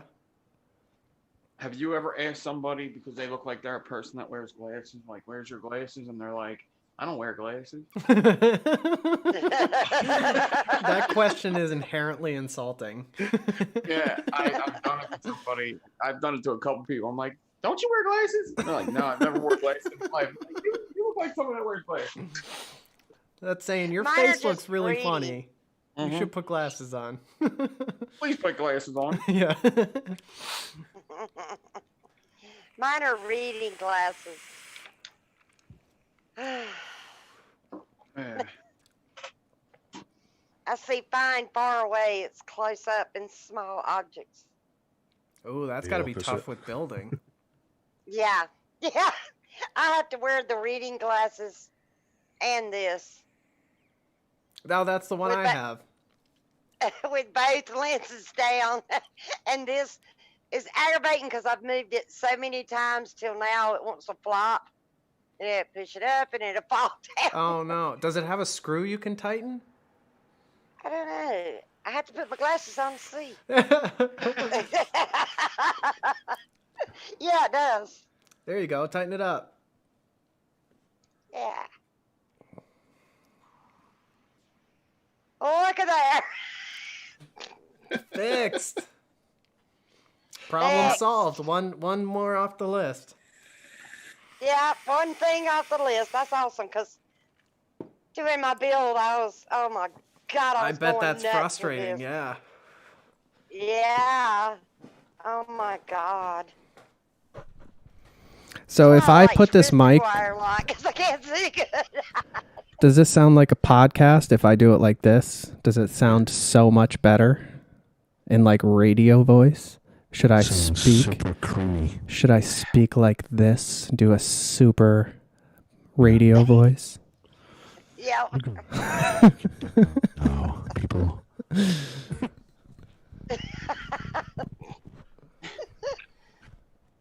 This is the sounds of cream. I want one of those Shure SMB7 mics that everybody uses. The one that Michael Jackson recorded Thriller on, that Joe Rogan uses. Oh, I'll show you. Uh-oh. I have thought, two of these. This is my vocal mic. Oh, shit, dude. Ah. The old Elvis style. Dude, I tell you what, though, the Audio-Technica AT2020 is a $100, I think it's condenser, supercardioid. I don't know which style of microphone it is, but I was listening to sound comparisons between the Shure and the Audio-Technica AT2020, and I have a pretty decent ear, and I could not hear a difference. If anything, I thought the AT2020 sounded better. And so after you buy the Shure for $400, you've got to buy a cloud lifter unit to make it louder, which is another $150. All you need is $100 for the AT2020, and it sounds just the same. Wow. And so I think people are buying that Shure mic for the fact that, oh, a lot of professionals use this mic, so I'm going to get that one kind of thing. And I really like the sound of the AT2020 better. 93.3 WMMR. We got some Van Halen. Oh, Jamie's crying. Looking nice. That's great. Douglas Roach is That asking, was can great. anyone recommend a good place to buy a vape mat? Can't say that we can. Can't say we can. Yeah, I've actually got two of these. I've got the black one, which is like that's my gigging one, and then I've got the silver one for practices. Why don't The you silver use one them? looked invisible, Big G. What was that? What's that? The silver one looked invisible. Actually. Held up the black one. The black one was there. Silver one looked Look at invisible. that. I see it. You don't see it, Nick? I see it. I don't see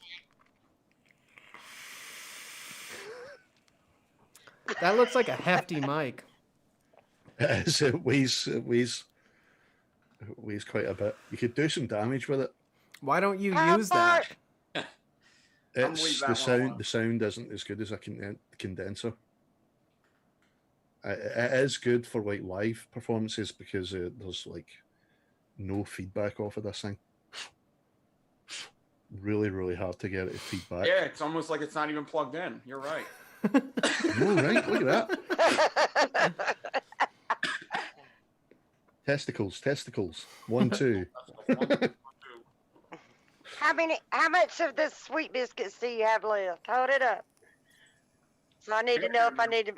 Okay, you're good. Okay, all right. Just go make sure you're okay. Actually, yeah, I actually don't vape too much. Like, I vape a lot when I'm on a live stream, but like if I'm working, I don't even vape a lot. I'll go outside a couple times and take a couple drags, but for the most part, I really don't.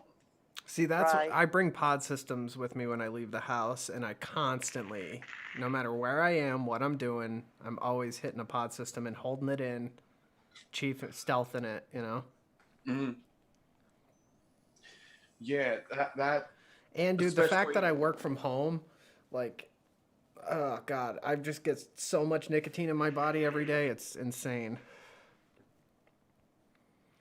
Yep.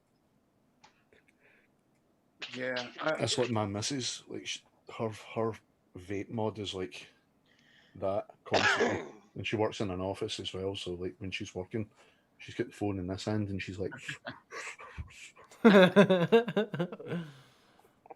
That's what my boss complains about all the time with me and my coworkers is like every time he's on the phone with us, probably all he hears is. Oh, He's it like- clipped. He's like, he's got guys fucking kill me with that shit. Yeah, dude, my dad and my mom hate that. They fucking hate it. It drives them crazy when I'm on the phone with them and I hit my vape. My dad gets so mad. It like triggers him so bad. Yeah. Damn. Awesome, Douglas. Congratulations, sir. What happened with Douglas? What do you do? This Sunday is his year cigarette free. Yeah. Good Good job, Dougie. Hey. Damn, Dougie. Yeah, I Play- never remembered the date. I remember there was one birthday where I was just like, this will be a good day to say I'm not even going to smoke again. But I didn't smoke like months before that anyway. Yeah, I I can't don't remember my date either. No. It just kind of happened one day and I realized I went the day without cigarettes and I was like, it blew my fucking mind. I thought I was going to die with the cigarette in my mouth. Right? And I had like totally come to terms with it. I was like, I'm going to smoke until I get lung cancer and that's the end of it. Cause I've tried every which way to quit and I never could. So fuck it. I'm just going to rock with it. And then the day came when I didn't smoke and I was like, oh my God, I can actually do this. Holy fuck. Don't do this to me, Ian B. Vapor. Don't you do this to me. Uh-oh. They have a certain age verification that there's some sites. Dude, Garden of Eden did that to me. They rejected the order at first. They As do again. this thing where you have to send a picture of your photo ID. I'm not gonna be able to order from there. I already know it. Why, you This don't is have an what ID? what other no, I have a photo ID. It never works. It never goes through. I take a picture. Contact support, man. Dude, Just send an See, email that's to where their I get customer service and be like, yo, fix this for me. this is Take my money, bitch. this is where I go, How hard is that? it's not that important. Like I'm kind of just buying something just to buy something. And, Well, if you're just sending out money, dude, I'll give you my PayPal. right? And Yo, buy one of these teas. mobile. Yeah, there you Buy the go. merch.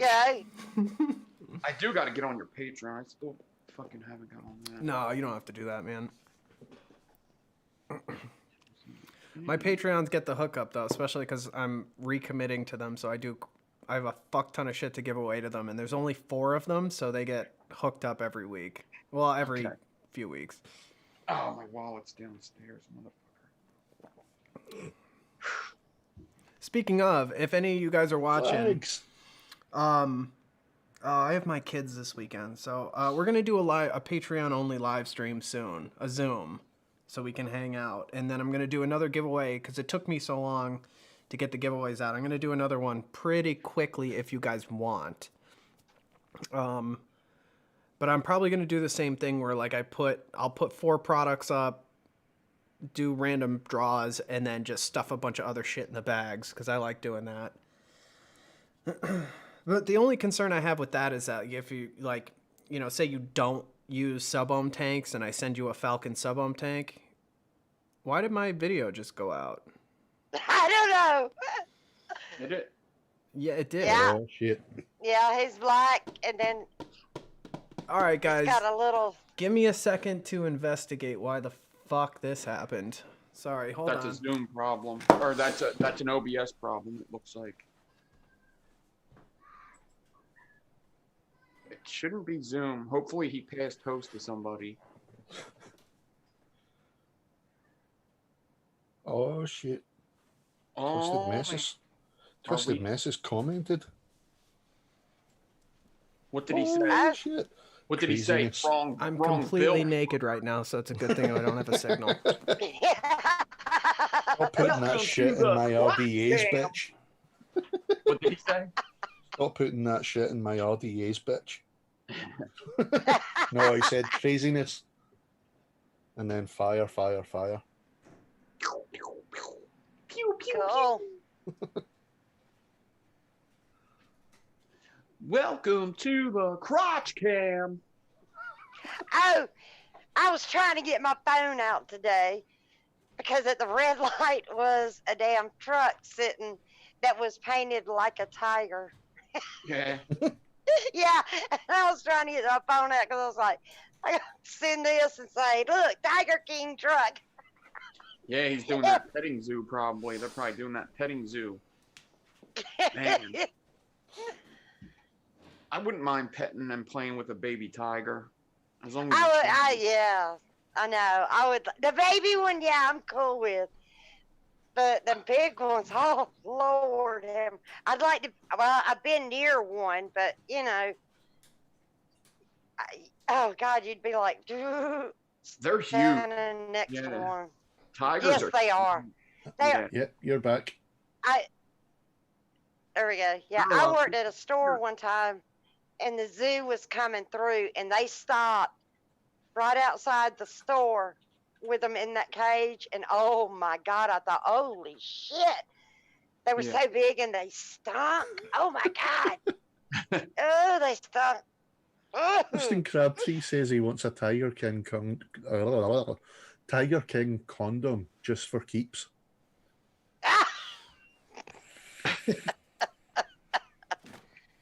Oh, that was a camera issue, huh? That was a camera issue, huh? Yeah, even though it's plugged in, I keep it plugged in with USB, which is supposed to charge the battery. The battery died, which hasn't happened to me before. So that was How old fun. is the battery? What? How old is the battery? I don't think it's the battery, because the batteries hold charges really well, and I have a fuck ton of them that I rotate.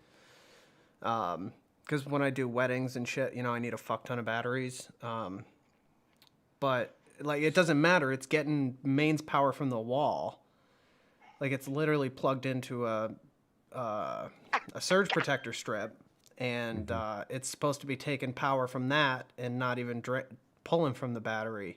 So I think there must be something, because I got a new hard drive because I was running out of hard drive space, and so I was messing around with all the USBs and shit, and I think I may have pulled something by accident, so it wasn't getting that power, so it just used the battery, but I'm not sure. Full disclosure, guys, I'm getting a little drunk. Yeah. All right, be right back. Need another beer.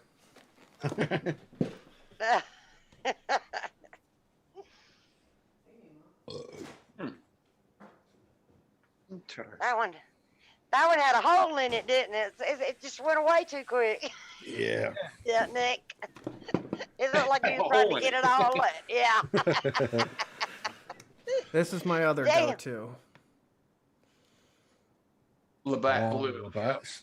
Yeah, I love it. It's a great their stuff is gorgeous. Yeah, it's awesome. It's such a good daily drinker. Yep. You can pay us as a Canadian. Dude, Yingling too. See, here's the thing. I drank so much Yingling growing up. That and fucking like Natty Ice and like. I like Yingling too. I didn't like Yingling when I was growing up. I like if I buy a domestic cheap beer, it's Yingling. Because it's good, especially in Pennsylvania, right? Because like other places like Texas, if you buy Yingling Lager, it's considered like a premium. So it's like $20 for a 12-pack or $25 for a 12-pack. Here, it's like the same price as Miller Lite. And so we kind of get like, you know, spoiled to it because it's so cheap here. But it's like a good flavorful beer for the same price as like a fucking piss water beer like Miller Lite.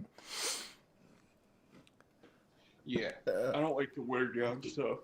Me either, but when you have, you know, $10 in your pocket and you need a case of beer, you go with the... Or Lion's Head. Nikki will know what Lion's Head is, I'm sure, right? Yeah, I like Lion's Head a lot. Yeah. That's a cheap beer, but that was a good one. And they always had the little things on the cap. The riddles, dude. Yeah. So I was so much of a drinker when I was in high school. A, my nickname was Beer Man, but B, I would have to keep track of how much I drank by how many bottle caps or can tabs I had in my pocket when I woke up the next day. Yeah. Yeah, so Lionhead is a PA beer company. It's a cheap beer, but it's a good beer. It's made like 10, 15 minutes away from me. Yeah, yeah. And they had on the bottle caps, they had picture riddles where it would be like They're it would just puzzles. They're little riddle yeah, puzzles on the yeah. cap. Yeah. It would be like I remember the one. It was like a bumblebee, and then Yeah, it would be picture the B. Yeah, I'm just gonna yeah, say that, dude. yeah. It would be Like like minus bewitched. B or like plus T, and then Yeah. underneath it would like be a shoe minus the S, so it'd be like who it'd be like and it would form some sort of riddle. The one would be a bumblebee, plus a WH plus a hand scratching was the picture, and it would be bewitched. And you would have it would be like you say, guess what this cap is? I already got it. Or like I would look at them and be like, I don't fucking know what this is. What is that?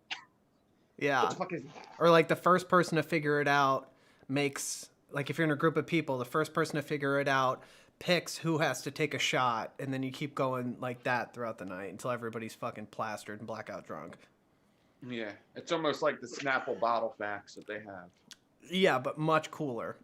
Yeah. Mm-hmm. You wouldn't get doubles very often either, which was crazy. You would get some doubles, but you would think that you would get more doubles than usual.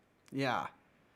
Which I always appreciated that, because they could have very well just did like 24 of them, did one, 24 per case and run the same 24, but it seemed like they did a shit ton of them. Yeah, yeah. So if you ever get to try Lion's Head, try it. It's a really good beer. For me, it's like a local beer, but it's good. It's cheap. It really is a good beer for really cheap. I bet you can't even get it outside the East Coast. Probably not. You probably can't even get it like past North Carolina. Yeah, for a while, Yingling wasn't available outside the East Coast. Yeah, until they got bought by what, Anheuser-Busch or something like that. Yeah. But so Yingling is a lager, so it's like a heavier, more flavorful beer. So like when you're in the Northeast, as Nick and I were saying, it's like the same price as Miller, so it's a fantastic alternative. And it's a great like winter fall beer because it's heavier, it's not as light. It's hard to drink Yingling in the summer because it's just so heavy. Not like Guinness heavy, but it's definitely a heavier beer to be drinking a lot of, and high calorie too. So, not the best if you're trying to be weight conscious. Yeah. I know if you're trying to be weight conscious, you shouldn't be drinking these fucking things. Oh, fuck no. What do you got tonight, Nick? I did Trial by Wombat, which has been like one of my favorites this fucking year. And I had this is a company called Single Cut. They got a bunch of different beers.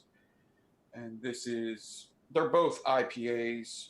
This one is probably a lot of alcohol. Nah, it's only 7.5. I mean, that's more than most, but that's like double a standard Miller Lite at 3.4. Yeah, this is 7%, 7.5. So do you remember when the state maximum in Pennsylvania was 3.2%? Yeah, and also you couldn't buy, like, I buy these single. I don't buy, like, once in a while. This week I bought 2 4-packs because I was sending some to actually Jay Blaze is probably in chat. So yes. I didn't want to buy cold beers. I wanted to buy 4-packs. They sell these in 4-packs. Oh, nice. So I bought a 4-pack instead of singles, but you used to never be able to buy singles unless they were like 22-ounce, 40-ounce bottles. So now every beer distributor sells single cans. You can get a single Budweiser can if you wanted to now in Philadelphia, but that was just the law passed maybe 5 years ago or something like that. Yeah, because I remember when I moved down to Texas, or no, Oklahoma, like fucking 8 or 9 years ago. Because I like Modelo a lot and Corona, like I like that type of beer a lot, and so I normally my beer of choice is like Modelo on an every like on a consistent basis. Modelo's good, yeah. I think I might like that more than I like it way better than Corona. This was just on sale, so that's why I got that. But so here it was like 3.2, and then down there, like the native way they brew it is like 7, almost 8%. And so I got a 6-pack of it when I first got down there, and like started drinking them at like a healthy, by the pool, enjoying myself, and I got fucking hammered by accident looked at the can and was like, holy shit, no wonder I'm so fucking hammered off of 3 beers. Like, damn. Jay Blaze, I am sending you the invite link if you want to come on. Yeah, man. I should have invited you earlier, man. I'm sorry. I totally spaced. I'm going to send it to you on Messenger, on my personal Facebook Messenger. Boom, sent. Join us if you can. If not, it's cool too. Oh, yeah, guys, I'm getting buzzed. Yeah. I should go get my wallet and take a picture of this fucking ID. Yeah, and then take a picture of your credit card and send it to me. I'll help you. You know what's funny? I would have to send my debit card. I've never owned a credit card. I don't do credit cards. You should. You should do a secured credit card if you have shit credit. Get a secured credit card. Start doing like a Netflix subscription on it and paying it off every month, and it'll help you build your credit like immensely. Only house on the block paid for cash.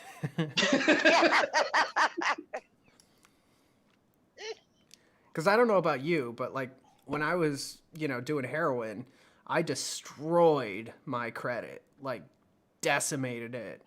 And I'm still like 8 years later now digging myself out of the hole that I created. And so I did a fuck ton of research about how to, get my credit back in order. And so I've been slowly trying to do that over the years. Yeah. Yeah. It is the best way to build your credit rating back up. Yeah. That's Well, what people the most say. important thing is make your payments on time. That's 35% of your credit is on-time payments. And that's what people tell me too. Well, I just don't know if I'm buying the house kind of guy. I actually kind of like it doesn't need to be buying a house. It's your utilities. It's any loans you have, any kind of credit, any debt you have. What they do is they take the span of how many months you've paid and divide it by how many on-time payments. And from like 99% to 93 is a massive fucking problem. And that makes up the biggest part of your credit score. Next is your available debt to use debt ratio, which is 30%. So if you have a 10,000 credit limit, you want to only be using about 1,000 of it, because if you have maxed out cards, you're using all of your available, and that reflects real negative on your credit score.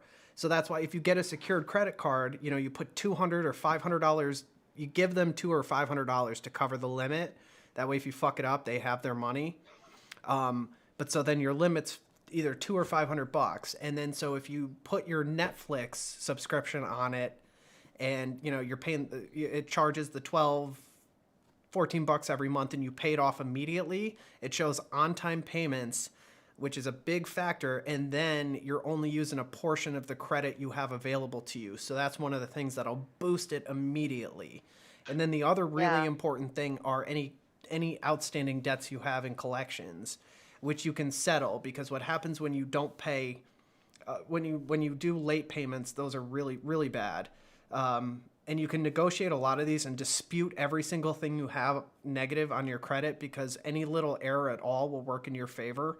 But when you excuse me, when you pay off your credit like that, those payment histories matter. But so the debt that you might have, you can negotiate. They pay pennies on the dollar. If you defaulted on a $10,000 loan, they got it for $1,000. The credit agency bought it for $1,000. So anything they get out of you over that $1,000 is profit. So they will settle that debt on the cheap if you can pay for it. That's a problem though. Like if you don't, if you can't pay for those debts that are in credit or on your credit, it's hard to get back. But that would be the first step, is like take care of any credit negatives that you have, anything in collections.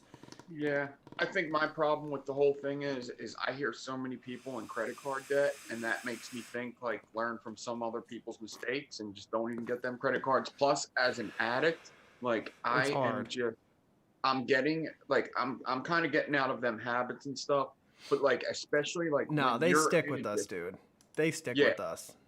When you're in addiction, like there's like when you have money, it's spent immediately. And then when you get out of addiction, you still have that same thought. Like if I have $2,000. Well, it's the impulse control, right? Yeah.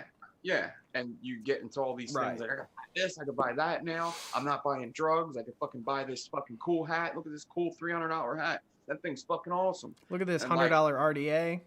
yeah, and you get into all these things that you have to kind of fucking get your habits out of until you start thinking about how. Because I know addicts with credit cards, and they're like, "Fuck, man, I'm in all this credit card debt and all this shit." And I'm like, Yeah, you have to be at a point in life where you're like, you're like, okay, well, because if you don't have good credit, and I've been through this, what you get fucked. You lose a ton of money because of sky high interest rates, or you can't get a loan at all. And I don't know which one is worse.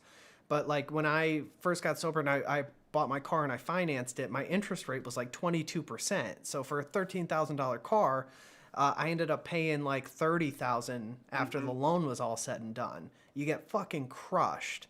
And so that's like one reason you'd want to build credit. And then like if you ever do decide to buy a home, or one of the best ways to accumulate wealth is real estate. So if you wanted to start buying and renting real estate, if you have good credit, you need less money down. You can get those credits with super low interest rates and start, profiting off of your credit. So there's definitely advantages to building a decent credit. And I'm nowhere near where I want to be yet. But I've just, like I said, I did a fuck ton of research. So I kind of know what I'm talking about with this stuff. And I'm not just like making shit up. Like these are the things I'm doing to lift my credit. Yeah. There's also an awesome program called Self. You may have seen ads for it on YouTube, and it's a loan builder account. And so what you do is you pick how much you want to put in monthly. And they essentially, it's like kind of like a loan, but so you choose how much you want to put in, anywhere between like, I think it's like $5 to $150 a month. And it goes into a savings account that you get back at the end of the year. And they report to all three credit histories that you're, accumulating. It's like, it's good debt, right? Because you can't like borrow against it. You're just putting money in and then you get it back at the end of the year. And they report to all the credit agencies, and you can lift your score like 40 to 100 points depending on your situation. And they take their percentage of it, but so you end up at the end of the year paying, $50 to $200 depending on what you put in monthly. For their service, but it builds the fuck out of your credit. And I actually might do it. I was just looking into it yesterday because it does do a massive advantage to your credit score. And it's an app on iPhone and Google, obviously not sponsored or anything like that, not affiliated at all with them. But from what I've read, as far as like real people using it, it's making a massive difference in people's credit. Yeah, it's also a thing with me. Like, I wish none of it even existed, because I think that's like, it just, other people are profiting off of other people's bad spending, and it just, dude, you can lose jobs for bad credit. Yeah, and that's, I mean, I wish it never existed, because it's just like, you always have to pay back that credit, always. So eventually you have to have that amount of money. So if it just takes me 2 more years to get that amount of money, I'd rather do that than somebody be making money off of my money. You're talking about interest rates? Yeah, it's kind of like yeah, but so if you have good credit, you can borrow $1 million. You can borrow money that it would take you a lifetime to save, and that's where the benefits come in. Pay back. If I don't have $1 million, then I can't afford something that's $1 million. Yeah, but the whole point of borrowing money is to borrow against your future earnings. Oh, we are not promised tomorrow, Kenny. Well, then your debt just goes to your kids, and fuck it. It's not your responsibility anyway. That's fucked up. Do they think Kenny's in the waiting room? I do. I just tried. J-Blaze. Yeah, I know who you're talking about. I tried late. I clicked accept, and it was set initiating. Dude, try the link again, Jamie. Try the link that I sent you again, because it popped up that you were trying to come in, and I clicked accept, and then it said initializing, and you never came in. So try again. Like, close out of everything and click the link I sent you again. Man, my contacts are being a bit. So I have astigmatism, right? My eyes are not round; they're shaped like footballs. Yep. So my contacts have to be shaped specifically for my eyes, and so actually, so I get a lot of comments about this. So, but if I put my head down and look up, you can see how this eye doesn't work like this one does. And that's because I had ptosis when I was born because my mom was on drugs. So it was like a birth defect. And this eyelid did not form like this one did. So I had to get surgery where they stitched my eye up and everything. So I just have really fucked up eyes. It's not my eyes, it's my eyelids with the ptosis. Like I don't have a lazy eyeball or anything like that. But so with I got a lazy eyeball. Dude, I've never even noticed. Yeah. Until you actually said that. I never noticed. Yeah, well, it would be like, it's very prevalent. Like, if my head is down and I'm trying to look up, this eyelid just can't lift like this one can. And I don't give a fuck about it. You know, I just don't. It just is what it is. But, so with the contact lenses that are shaped like footballs, they constantly move on me. And when they move, they're super fucking blurry and uncomfortable. And people ask me why I blink so much, and that's why, because when I blink, they move around and go back to where they're supposed to. So I'm constantly like, it's a constant battle with these fucking contacts, which is why I just wear my glasses more often. I tried contacts, and I just could not. I could put them in. See, taking them out, I was like, oh, dude, I just dropped it. It's on my beer. Like I've been doing contacts for so long, man. Thing is, I can touch my eyeballs. I can touch my own eyeballs, but like, don't ask me to take out contact lenses because I think I just put beer in my eye. Maybe that'll get me more drunk faster. Ah, the Jimi Hendrix. Might as well. Oh, Jamie. Hey, Jamie, what's up, brother? Jamie. Sorry, Jay. Jay. I promise one of these streams I'll have a better microphone. Don't worry about it, brother. It's not smoke, says Jay Blaze. Coils. Come as you are, Kenny my friend. just wants to perv on your build space. Wait, hold on. I'm not focusing on what you're saying. Give me a second. I'm trying to reformat. Why can't I change this?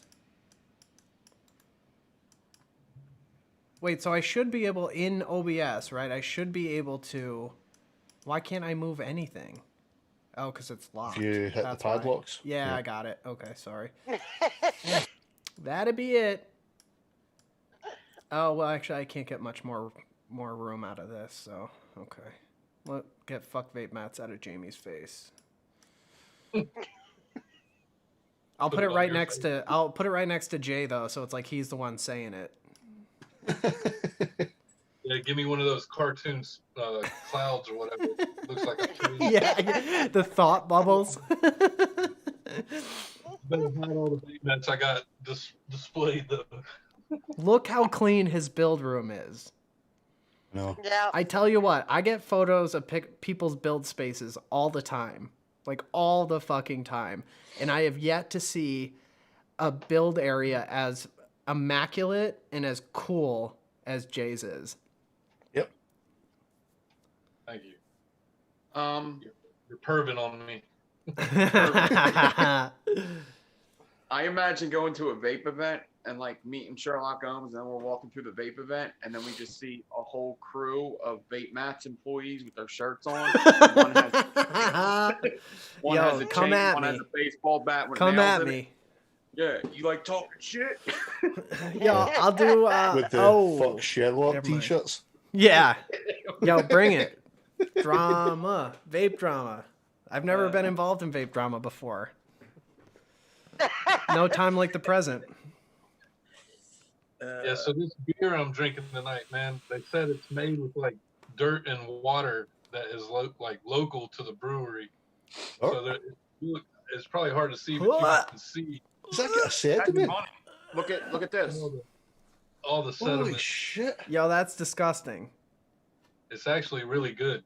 Yeah, dirt? You like drinking dirt beer?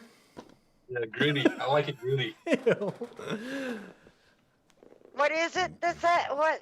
It's It's dirt actually beer. got like sediment in it. It's like So sediment. some of them like this one, these two I'm drinking probably just have like the fruits that they're using like Uh-huh. particles of it in there. I don't think it's dirt in there. Right. Yo, did I ever tell you guys that my dad brews beer, like serious brews beer and wine and shit? Really?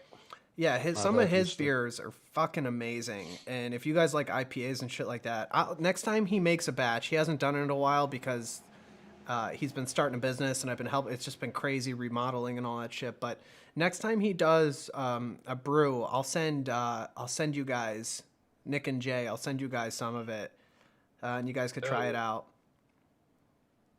Yeah, there's He's made some guy really at work crazy shit, like a peanut butter chocolate stout, and like just really crazy, random, awesome stuff. I've had a few peanut butter chocolate stouts, and they're really good too. I actually I didn't think I was gonna like that, but I did a lot. The I like ones chocolate usually stouts, you good don't ones. really taste the peanut butter. It's more the chocolate. Yeah, exactly. And then so I'm really into like plants and like gardening and shit like that.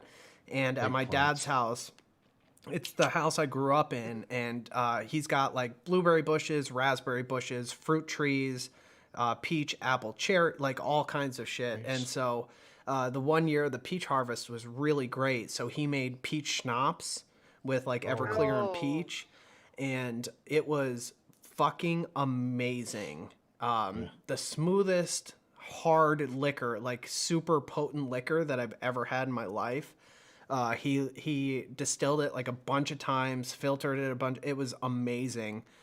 So like fresh, juicy, unfucking touched by chemical peach deliciousness, and then just fucking hammered from it like immediately.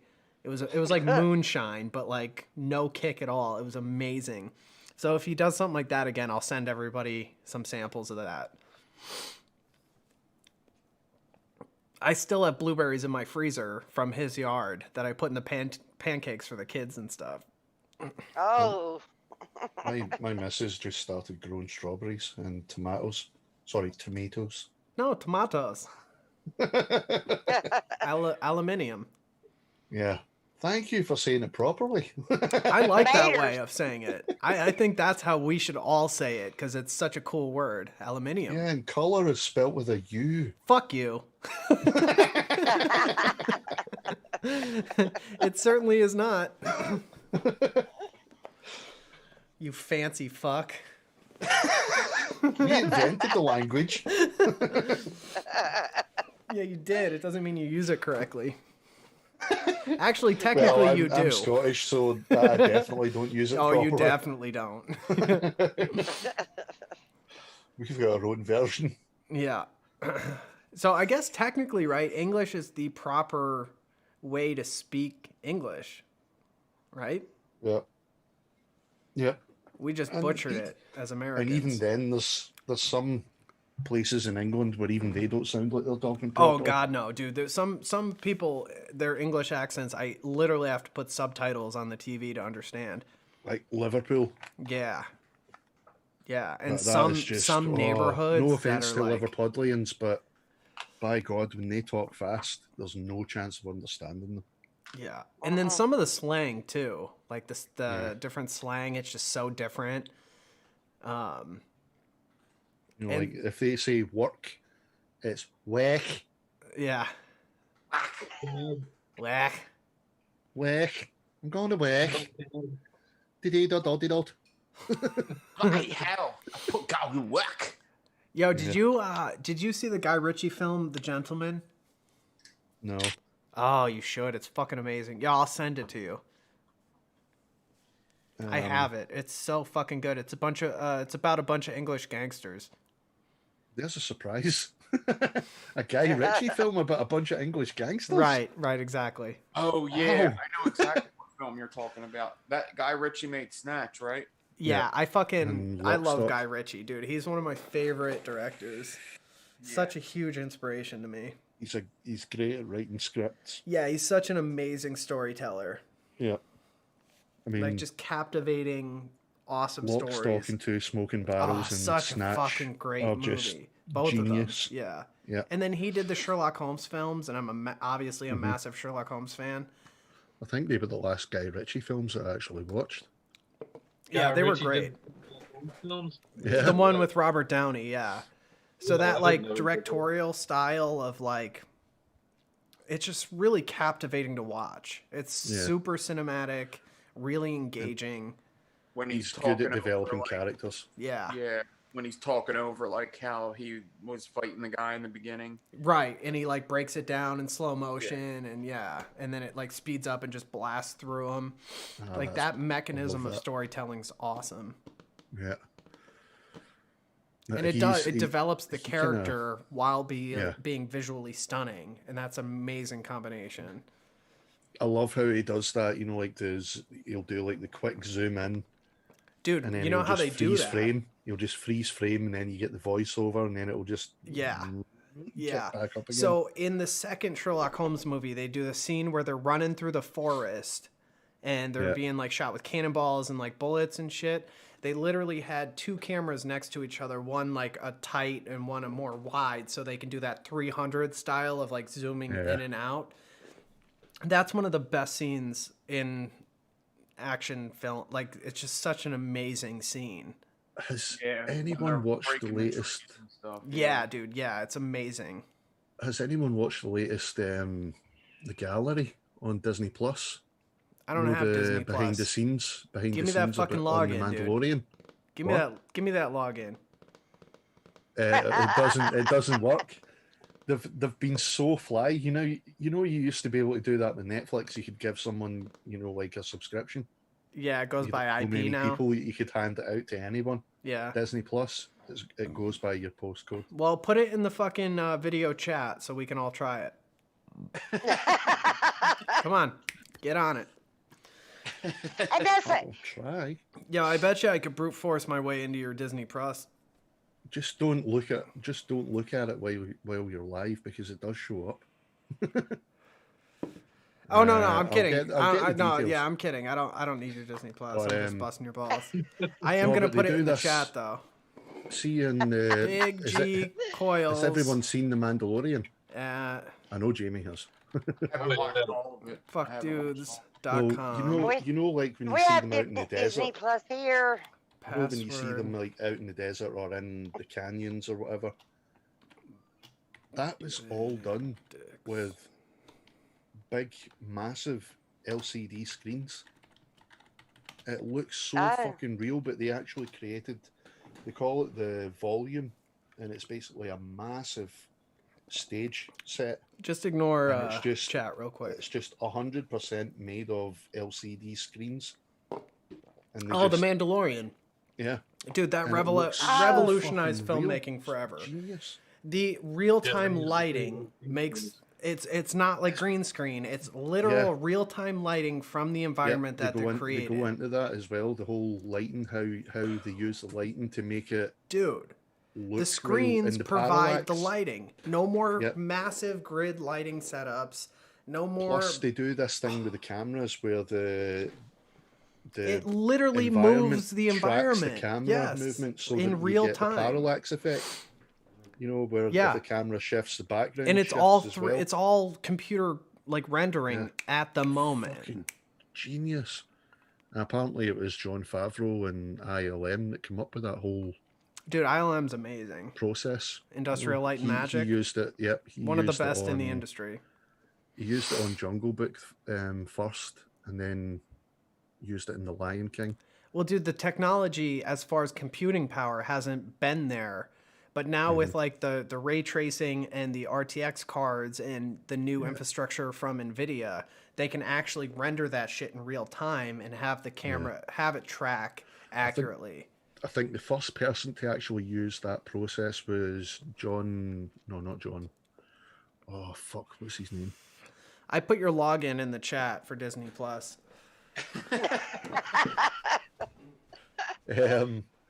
The guy that does Avatar. Oh, James Cameron. James Cameron. He was the first person to use that process where you basically create the environment first, and then you use the cameras, and the environment tracks the cameras. But John Favreau was the very first one to actually use like real characters in a screen environment, you know, where the background's superimposed basically. It's incredible, man. You'll probably I be able really to. wasn't a fan of Avatar though. I didn't really think it was all that. It was good. Like, Avatar was incredible up until the point where, like all James Cameron films, it started wagging the finger. You know, it started telling the viewer off. You know, like, you're polluting the planet. You know, that's when I kind of lost interest. It was just an amazing sci-fi action movie up until that point. I can do all CGI movies like Avatar. It's when you like mix them, when you mix real life and CGI, that really throws me off. Like today, I watched Fantastic Beasts. Unless it's done well, man. Yeah. I mean, there's some CGI that's done pretty good, but then like, dude, that Sherlock Holmes scene that we were talking about when they're running through the forest, that's half CGI, half practical. That's a little different though. That's different than like practical's the way to go. Like back in the 90s when they would actually do the explosions and do the effects and do like in Star Wars where they did miniatures and like all that creative problem solving for those effects, it looked fucking amazing. But now with the like, well, like today's technology is pretty fucking incredible for CGI. But I totally agree with you. Sometimes the CGI is just fucking wonky. Like, do it practically. You know what I mean? Like, no, it's like Jon Favreau was saying in this program. The whole problem is, you know, like too many directors will create a scene and then they'll realize, shit, we're going to have to do most of this scene in post. Right. You know, and it's going to have to be like 80% CG, you know, and they'll do it as an afterthought, you know, the CGI. So then, like you were saying about the lighting, just even the slightest wee thing that you don't think that you're perceiving. No, like but the human, we know, Yeah. Like our brains like know how shit's supposed to look. Whatever. Yeah. We pick it up when something's not right. Yeah. Yep. And so, and like, for instance, in Avengers Endgame, that final battle where they're battling Thanos and in the rubble of the blown up Avengers facility, they filmed that. They built the sets. The majority of it was green screen, but the direct sets, like 20 feet around them, was like built out rubble and shit like that. What they ended up doing was taking all that rubble out and do completely CG background. But that's an example of phenomenal fucking CG work. I'm getting a little drunk, can you tell? And there's certain movies where, you know, like the kind of artificial look works. You know, like Altered States. Alita Battle Angel? Not Altered States, Altered Carbon, Matrix. Oh, yo, Altered Carbon was awesome. The new Tron movie, Tron Legacy, well, it's not new now. That was fucking terrible. I loved it. Garbage fucking CG. I'm sorry, but garbage CG. Yeah, when they did a younger version of his dad, fuck you, that was terrible. It took me right out of the movie. That was awful looking. Yeah, but that's still the infancy of CGI technology at the time too. You know, Gemini Man. That was pretty state of the art. It was. I will give him props for that. So Gemini Man with Will Smith was like 99% there.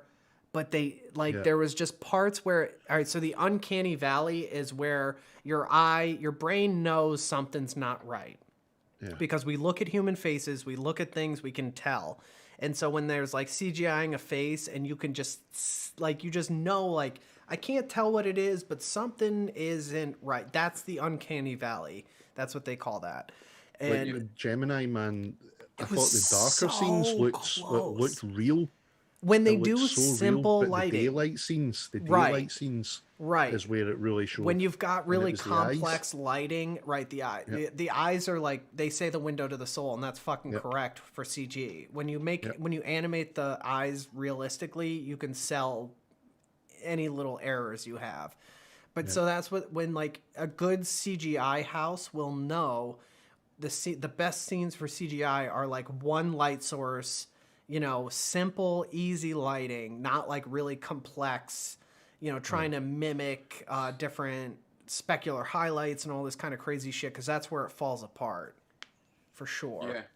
Yeah. That's kind of like the. Have you ever seen The Witcher, Kenny? Oh, I love The Witcher, but Okay, some of so those monsters got a little wonky. that's where. Okay, so like what you're saying with the light, like the wherever it was a dark atmosphere, I could deal with the CGI. But like once they showed like the dragons, the like, dragons in bright really sunlight, struggled. Yep.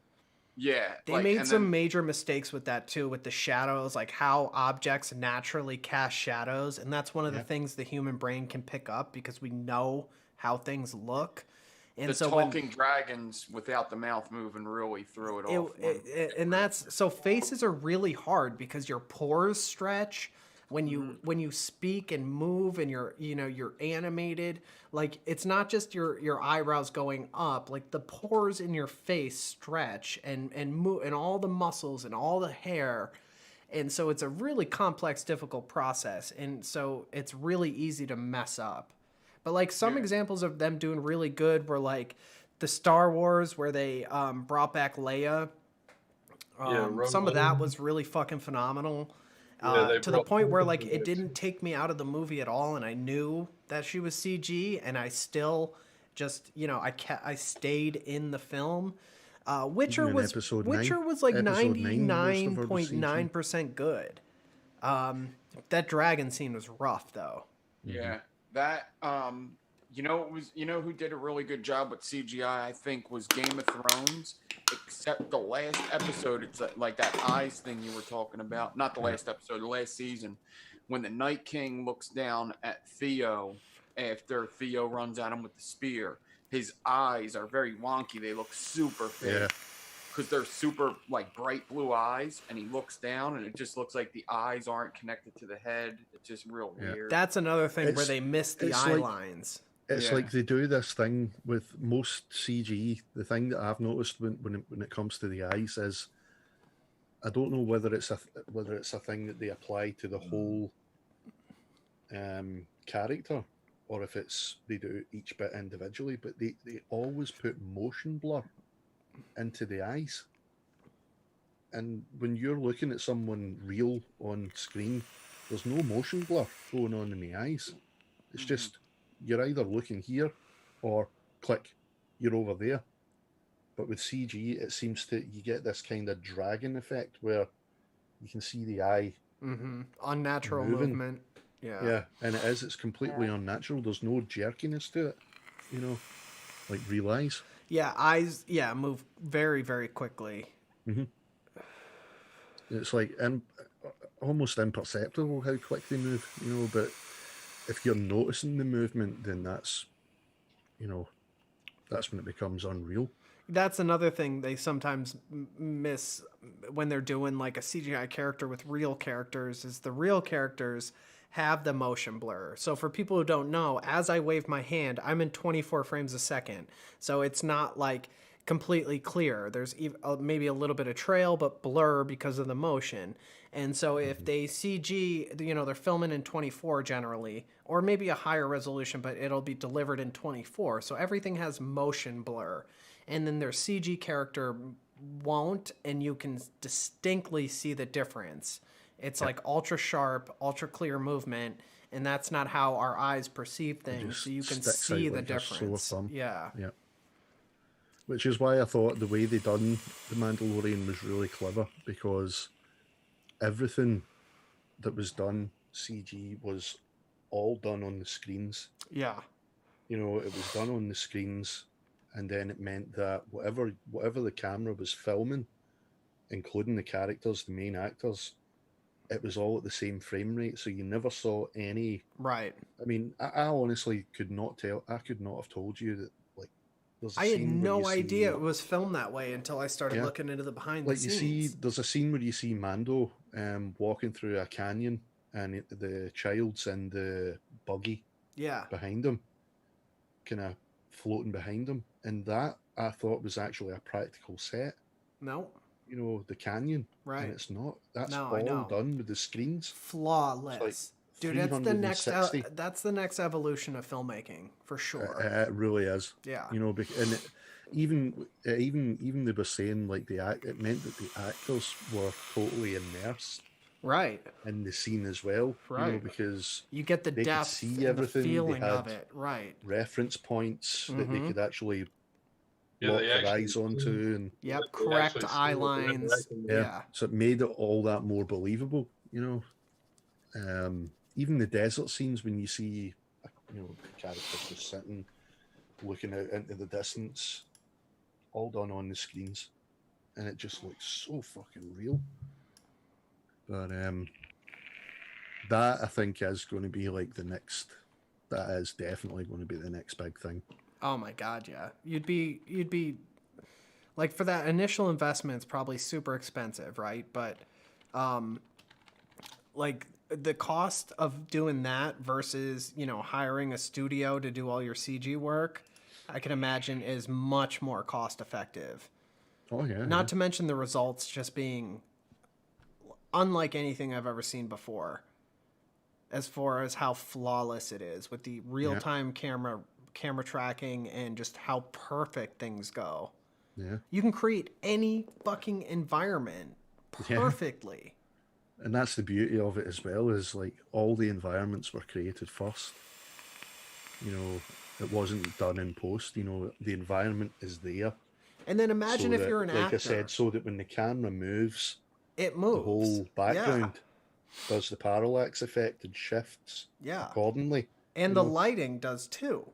Yeah. And then so imagine if you're an actor and you're on set and the director's like, okay, here's the scene. You're in this massive environment and you've got to picture the wonder, and so you've got to try to internalize this and reproduce something based on a fiction rather than just being in a, like, it's literally more than 180 degree. It's like more than a semicircle of camera and environment that you can literally see and react to in real time.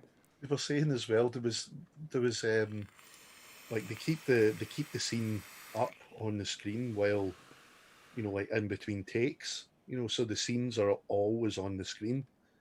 And there was one background, I think it was the one where they do the prison raid, and there's like a hangar and there's like smoke coming out from like the background. And there was somebody on set actually shouted, "Fire, fire." They actually thought it was real smoke. It looked that authentic. Yeah. They actually sounded the alarm. Oh, jeez. Damn. Yeah. But yeah, like you're saying, it takes the whole relying on the actor's imagination, you know, and their ability to perceive what the director's telling them to make it believable once the CGI has been put in. If it's already there, the actors already in the environment. They don't have to use their imagination. They just need to look around and that's it. You know, they're there. But I was hearing Tamura Morrison is going to be playing Boba Fett in the next season. Wait, who is? He's the one that did all the clones for, right? I actually thought he was originally going to be playing the clone. Yeah, he played all the clones. But I originally thought he was going to be... And Django. Yeah. But I actually thought that's what they were going to do, is they were going to tease you into thinking Boba Fett's going to be in The Mandalorian. And then I think it's going to go be out from underneath you and say, he's only a clone. I think the Boba Fett scenes are more going to be like, you know, past, you know. So they are, because Timothy Oliphant is in it, and he's the character that we're seeing in Boba Fett's armor. So I think it's going to be, you're going to get to see flashbacks to him taking the armor from Boba Fett. Because I believe they made a lot of the stuff, like, you know, Boba Fett surviving the Sarlacc pit. I think they made that non-canon now, didn't they? I think it's still part of Dark Empire. You guys are way beyond what I know. You guys are fucking which is talking still about. I don't care what anybody says, Dark Empire's still canon. Timothy Oliphant was in Santa Clarita Diet and Justified and Hitman, the first one. Yeah, I know who Timothy Oliphant is, but I don't know what the fuck you guys are talking about other than that. He's going to be in the next season of Mandalorian, and he's playing a bounty hunter with Boba Fett's armor. Why are they not going to follow Mando anymore? Yeah, it's still going to be Mando, but he's going to encounter this other bounty hunter who works for Jabba the Hutt. It'd probably be a lot more character development, learning more of his past, being that he's a Mandalorian and Boba Fett was a Mandalorian. I think Boba Fett's the one that saved him. Yeah, true, because he saved him. I believe that's the vision you saw in the first season. Yeah. Was Boba Fett saving him from whatever fight was going on in his village or whatever. Yeah. I can't wait. It's October, I think, isn't it? Yeah, October, I believe, second season. Awesome.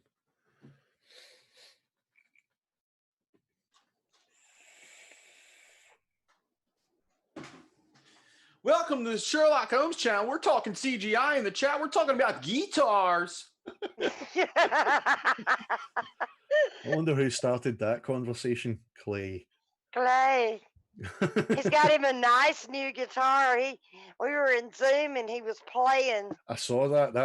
I was saying to Clay actually on the last show, and that shred was incredible. Yeah, he's really proud of that. I'm glad he's got him something nice. Clay got skills. Yeah, he does. Yeah, he does. Well, we knew that already, but yeah, he's a man of many talents, apparently. Yeah, and trying to be of many more. Yeah. Yeah. Good old Clay. Brother Clay.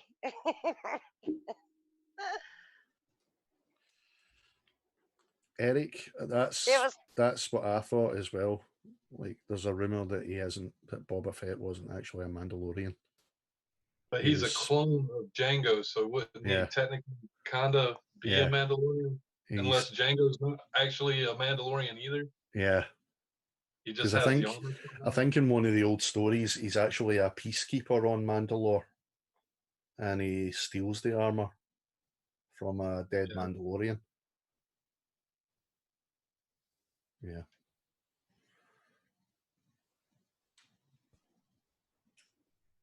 Yeah, it was pretty cool building, and then we had Clay over there as a live concert. Yeah, building music. Yeah, y'all got to come join us in there.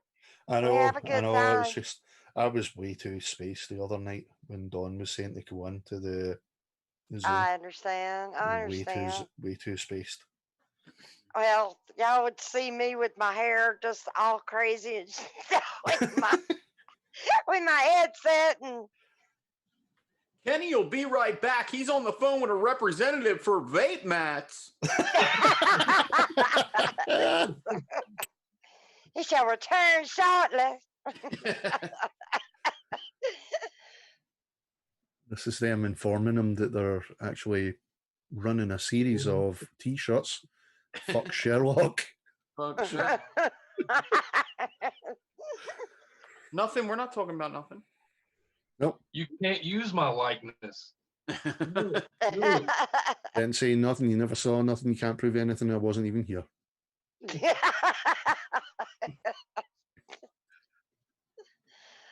Oh, Lord. Jesus, it was so hot today, and now it's so cold. It is so fucking hot in this room because of this fucking light. Really? It might as well be a sun lamp. So there used to be a radio. I bet. There used to be a radio station that used to do. It was the Kid Chris show. I've talked about this actually. My last show, I talked about the Kid Chris show was a radio station show in Philadelphia. Now they're in Cincinnati. They used to be in Sacramento. They've been all around. Yeah. They were really big when Howard Stern was big because Howard Stern used to use their bits on his show. And he used to play a game called Hit the Post. And Hit the Post is, in radio terminology, that's like, you know, when they start to play a song on the radio, but the guy's talking over it. And like the most famous Hit the Post song is Jamie's Crying. and they would start the song where the music was just playing, but David Lee Roth didn't sing yet, and you would have to hit the post. You would have to end your sentence as soon as he goes, "She saw the look in his eyes," and like you would have to hit the post. So the music would start playing, and you would go, "This is radio. It's a beautiful day outside in Philadelphia, PA. This is 93.3 WMMR. Van Halen, Jamie's crying," and then they would go, "She saw the look in his eyes," and that's hitting the post. That's it. Radio terminology, and it was so awesome to see people come on. They would suck at it so bad. Like, this is radio 445, and this is Philadelphia, and then they would like miss it by like 10 seconds. They would try to do it so quick because every song's different. You have like DJs know, like, I have 9 seconds to say this. I know what I could say in 9 seconds, and DJs would know, like, this song, 2 seconds I got. You just go 93.3 WMMR, boom. And that's it. But then some of them have like 20 seconds. You could just keep going on and on. Like, check out, we're going to be at the bar this weekend. Come hang out here, 93.3 WMMR. Van Halen, Jamie's crying. And then they would hit the post every time. And it was such a fun game to listen to people play. And some people would nail it. Some people just wouldn't. That would be a fun job. That's one of the things that I talked about with I missed out on a DJ job. What's his name? He's a vape reviewer. Wears the golf shirts and the hats. Tony B. Tony B. Yeah. He used to be a radio DJ, and we talked about that the one night, and it just sounded like so much fucking fun. Yeah, he was a good guy. Genuine dude. Some guitar player as well.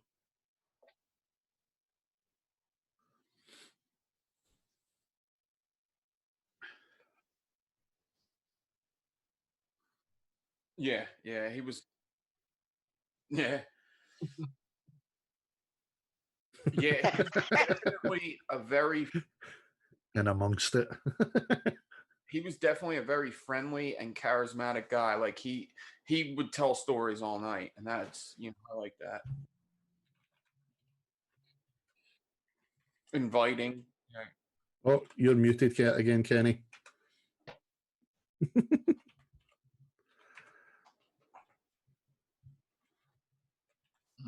Yeah, so he was just super nice, and he wasn't like, "Oh yeah, I'm a big YouTuber, I'm a douchebag." He was like, he was being a normal guy, which I really appreciate, because like, fuck your numbers, douchebag, But he wasn't like that at all. Yeah, there's a couple guys. Unlike out there. some people I've met who are. Yeah. I've got big subscriber numbers. I'm so fucking awesome. Yeah, the two that made an impression on me were him and J-Bo. Was really fucking cool. I don't even know what J-Bo looks like, but I tell you what, I would, out of all, like, I've met a lot of the people that I used to watch when I first started vaping, and I haven't fanboyed at all over any of them, but J-Bo probably made the biggest of a mark as far as like me loving vaping. More so than anybody else. So I probably would fanboy a little bit over J-Bo. Yeah, that's... Or Blue-Eyed Goon, maybe, because his RDA, the Goon, totally changed the game for me for building. It's Coil building, too. I mean, he's like the originator of, like, so many different builds. Right. I think that's the reason you don't see him often. Actually... Dwayne was somebody that I looked up to highly, and when I met him, I was like, holy shit, like, I know you,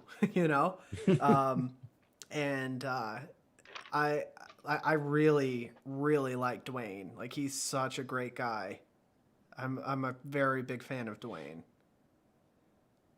Yeah, yeah. I feel like I know him. I feel like I know where he comes. He seems like more of a kind of a guy that would be more my speed. Like I'd be more intimidated to talk to like a Grim Green than a Dwayne on Boy OC, because I just feel like he's more I know he's came from about the same places. And stuff. Yes, that's he's super down to earth. He's Yeah. super nice. Like he's exactly right. You can you just vibe with him real easy. He's just a really easy guy to like, really.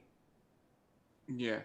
There's some of them that are just as nervous to meet other people as they are. Well, that's all right. So I had a really good friend that I had. I don't know how deep into the story I want to go. So I had a really high influential friend who worked with celebrities in Manhattan. He had a professional business where he serviced celebrities, and I was really good friends with him. He unfortunately passed away. He's probably one of the most influential people in my life, and it's devastating to me that he passed away. But so I used to go to Manhattan a lot and stay with him, and so I would go to some of these gatherings, and there would be like ridiculously famous people there.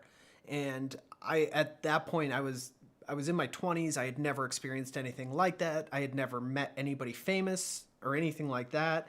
And we were going to somebody's birthday party. We were going to Doug Wright's birthday party, he wrote the movie Quills.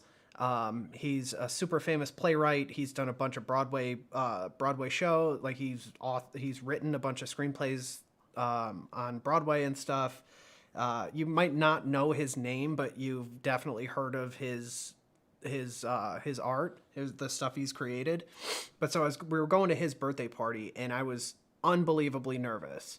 I'd never ever been involved in anything like that before. And he was like, Kenny, the reality of the situation is that every single person going here is in the same position as you. Even though they might be really well known, they don't know anybody at this party. Like, it was like it wasn't like a big group of friends. Like everybody was a stranger coming together. And he's like, everybody feels the exact same way you do. And like meeting people in that kind of situation was really eye-opening, because everybody was just like, oh, hi, really nice to meet you. It wasn't at all what I had pictured it to be. Yeah. I've met some people, especially at vape events, where it seemed like they were more nervous than I would have been, or I was, or whatever. Yeah. I've seen people's faces go red, and I'm just like, oh. Yeah, everybody's just like, we're all just people. Yeah, exactly. Like it's awkward for everybody to go into a room of people you've never met before, unless you're like somebody who's really great in social situations, but most people aren't. See, when I go to them vape events, I don't like crowds to begin with. But like I could deal with one-on-one. I could, I've been to bars all my fucking life. So with a couple drinks, I'm fucking good. I just, I get more social, and I think everybody does. Yeah. Yeah. So I'm good, because almost every time I go into there, if there's more than 100 people in a room, I'm gonna need some alcohol. Yeah. Or it ain't happening. I ain't going. Shit. Alcohol and 1,000 brown M&Ms. Maybe more than 10. Shit, I can't go visit my mom without some alcohol, actually.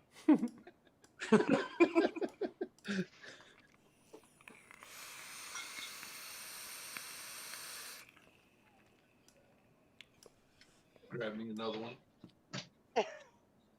Do it, brother. I'm going to start calling this Get Drunk with Sherlock Holmes. Yeah. God damn it, So you when guys. are we doing the drunken build? I'm blaming it on you guys. Every Saturday morning I feel like shit because it's your fault. It's not my choice to drink this much. You guys make me. Hey, you started before you even went live. Yeah. I told you that in confidence, god damn it. No, I'm pretty sure I said that on the stream. Yeah, get wrecked with Kenny. Yeah. Well, I don't name it Booze and Builds for nothing, right? I'm the only one drinking sweet tea, though. That's okay. You do you, girl. Yeah.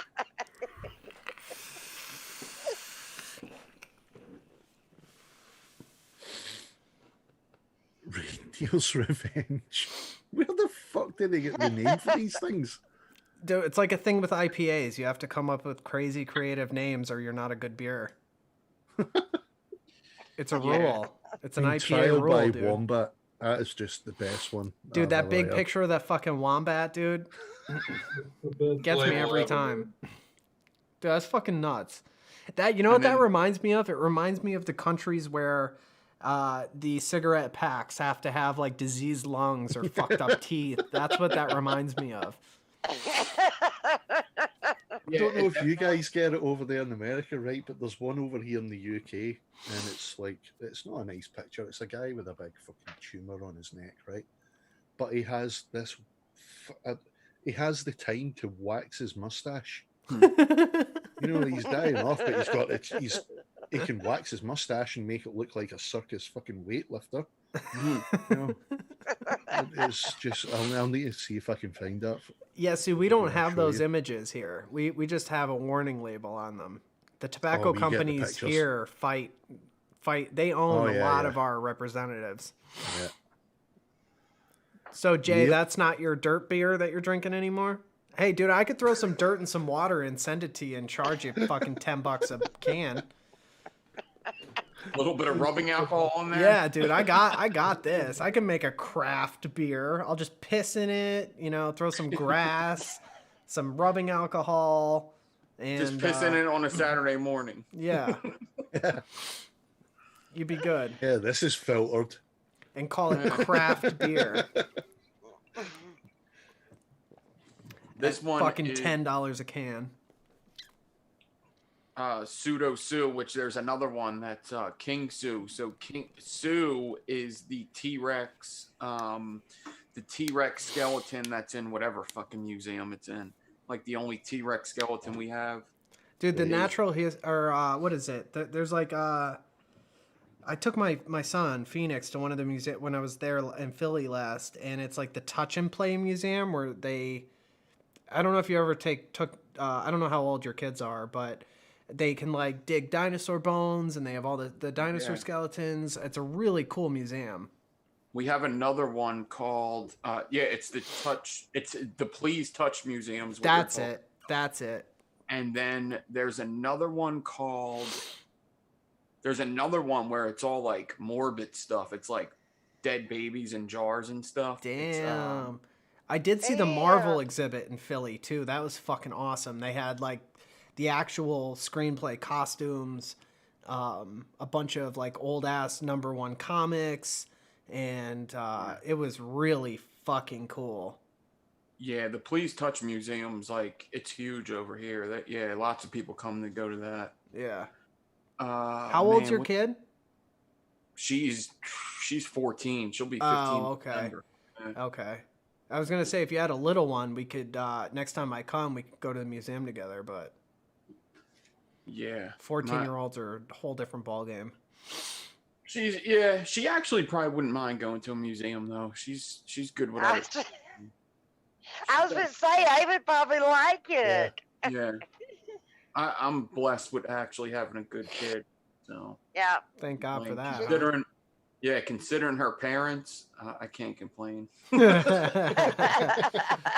that's how I feel with my kids. That's what everybody says, like at work when they ask me, like, "How old's your kid?" And I'm like 14. Like, teenage years, a female. Oh, that's got to be rough. I'm like, actually, she's a pretty good kid. I can't even complain.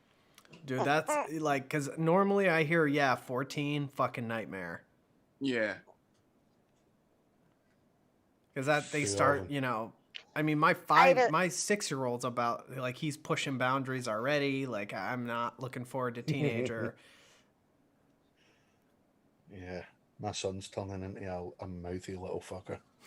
Yeah, right. Actually, but in a good way. Like, he'll say something to me and I'm just lost for words. And I'm like, in front of him, I'm like, you little bastard, but then afterwards I'm like, it's my boy. Yeah.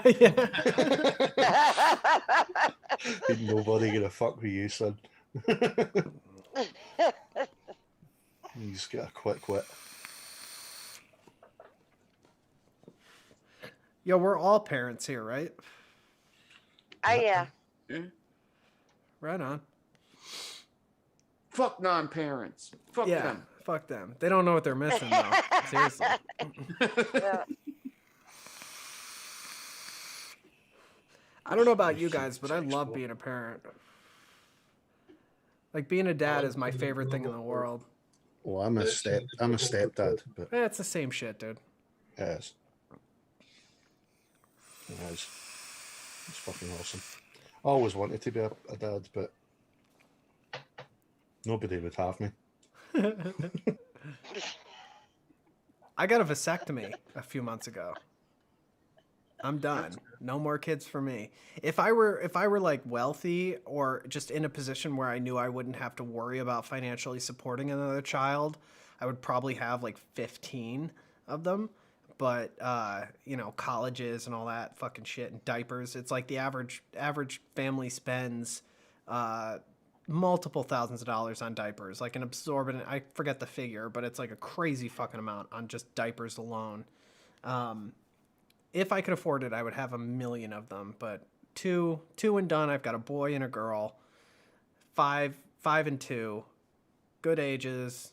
I'm done. I'm done. We should do, okay, on this show, we should just have a bunch of watermarks that just say fuck different companies. So we'll have fuck vape mats. We'll have fuck Trojan condoms. Okay. All right. Fuck Huggies and Pampers. Yeah. That'll be great for the future of my YouTube channel. Might as well go out with a bang. That's true. That's true. Fuck it. You guys want to see my vasectomy scar?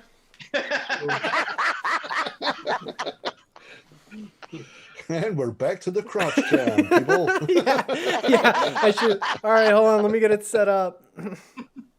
Fucking macro crotch shot. Every 10th of the hour, on the hour, crotch cam. Yeah, we'll have Nick do his radio voice. Can you use that? Crotch cam.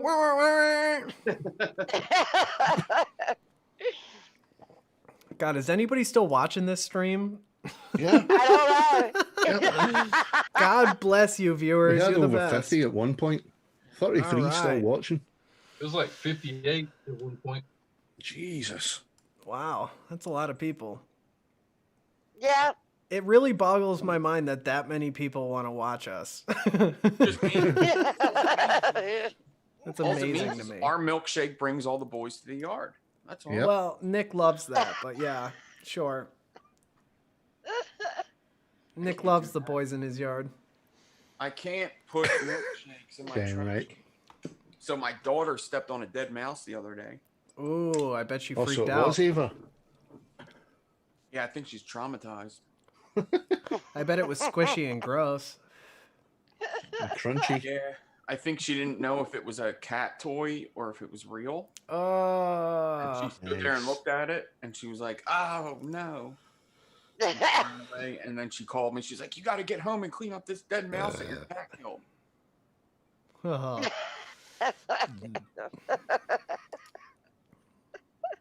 Yep. Tigger is quite the mouser. Oh my god! So at this point, it's got to be up to 30 kills he's got. Did I tell you guys my cat got out? I did. I Yeah. did, didn't Yeah, I? yes.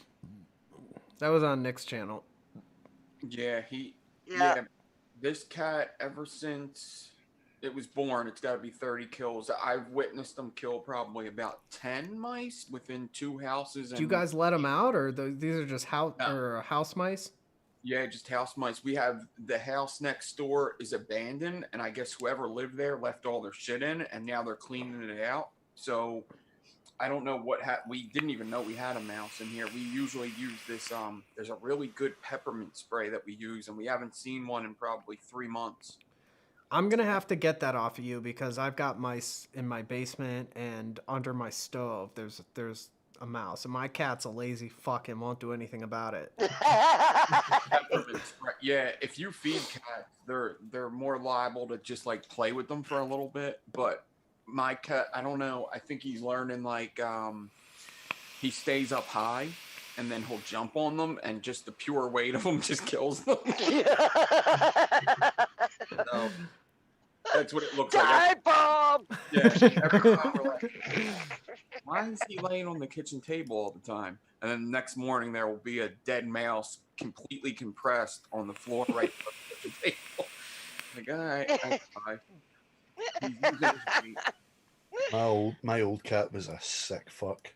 He would just like catch, like the daddy long legs, Yeah. kind of like cane flies. He would catch them in his paw. He would like catch it on underneath his paw. He would make his claws like that. He'd put it in his mouth, and you could see the legs hanging out. That's what. Still that's moving, what my cat still does moving, to mine. still alive. And then he would open his mouth, let it go, it would fly off, and then he'd wait for it again and do the exact same thing over and over and over. And then eventually you could just see him kind of like going, right, fuck it, I've had enough. It's actually amazing how much they could fit in their mouth. My cat will come down, and you'll just see a tail wagging out of his mouth. You're like, what the fuck? He lets it go, and you're like, how the fuck did you fit that in your fucking mouth? That's a whole fucking Holy shit. That's an animal. That's an animal.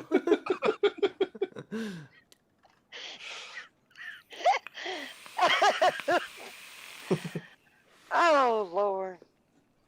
My yard cats bring squirrels up here, and I don't know how in the world they get those. And Let's not talk about squirrels now. yes, we're not talking about squirrels. Yeah, my old cat used to get rabbits, birds, all kinds of shit. He was an outdoor cat. He's living with my dad right now. He's a Mancoon, and he weighs 22 pounds. So he's a massive fucker with long, crazy fucking hair. Beautiful, really yeah, regal looking cats. Yeah. He's more like a dog than a cat, and so he's getting real old now. I got him when I was like a freshman in high school, so he's pretty fucking old now. So he stopped killing animals now, but he like goes out and comes in like he's a indoor outdoor cat.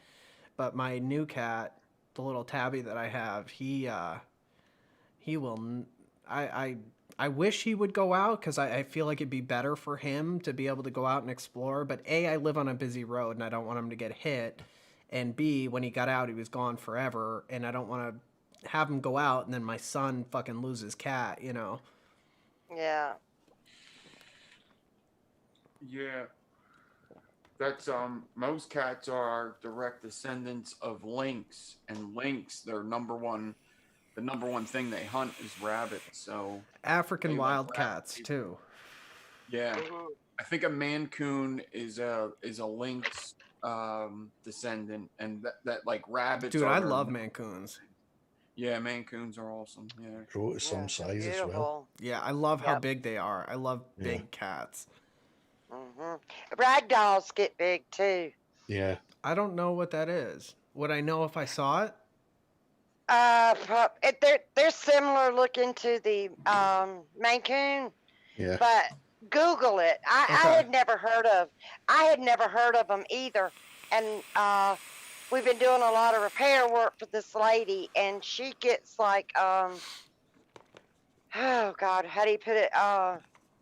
Misplaced cats and like shelters them for fosters them, and she ended up getting ragdolls, and she ended up keeping them. And but those freaking cats are huge, and they There's don't one like here called Merlin. A ragdoll cat named Merlin. Merlin, oh God! It's the first one I looked at. Is it? Oh God. Well, Marlin over here is the cat expertise, and they don't usually have anything to do with anybody but their owners. And he went over to go touch the cat and talk to it, and she's like, be careful, he's gonna go off. And the cat just loved him. Yeah. And she was like, oh my God, I've never seen nobody. That's how I am. Yeah, he's like the cat whisperer. Jess calls me the cat whisperer. She said he won't even let me touch him. He flies off and bites her and stuff. I remember that one night. that one night we were doing the show, and Merlin was in the room behind you. Mm-hmm. All we could hear was the cat just sitting meow, meow, meow until he came out. Yeah, literally until he came out, and then the cat just went silent. It was like, come back, come back, come back, come back. Yeah. You should see her in the morning. She, because he'll get up, he'll get the coffee going and everything, and he'll bring my coffee to me. Aww. And yeah, it's that sweet. He always brings my coffee to me, and the cat just drives him crazy because she's just done woke up, and he'll go out the door, and she don't get her, and she's meow, meow, meow, and then he comes back in, and there's just meow, meow, meow, jumping up on the bed, and he's going, what? And then sometimes he's like, really? Did they do all that? So my cat, his name is Nemo, and so my aunt found him on her property. She has like a big property on a busy road where in the town we live, and so she found him as a kitten, and he was on the side of the road. She brought him in.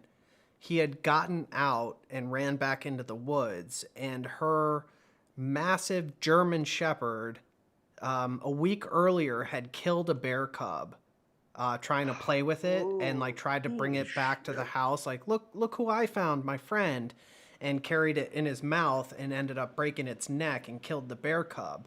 Well, Max, the German Shepherd, went and found Nemo and brought him back in his mouth, back into the house. Aww. And then 2 days later, the cat got up inside my aunt's engine and took a 15-minute ride to a different town when she was going to a store, got all fucking burnt up, shit all over himself. Inside an engine bay, the cat took a ride the entire time. She got out of the car and heard meow, meow, meow, meow, meow. And she was like, what the fuck? And found the cat inside the engine, all toasted and everything. Aww. And so he's like a fucking survivor cat.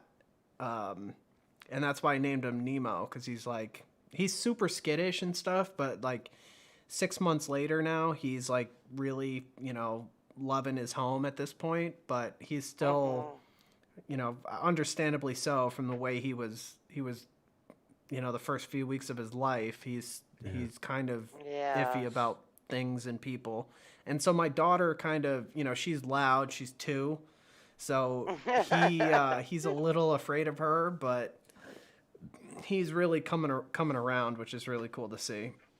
Yeah, bless his heart. I know, right? Can you imagine a fucking ride next to an engine?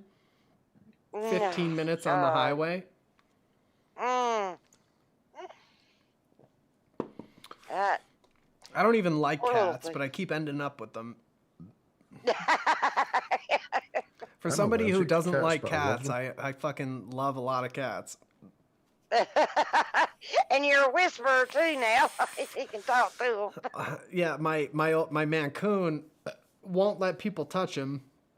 Like he'll take some pets, but he's pretty temperamental, especially as he gets older. But I can fucking comb him for ticks and pull shit off of him. I can touch his belly. I can fuck with him. You know what I mean? Like I can do shit to him. I could shave him if I wanted to.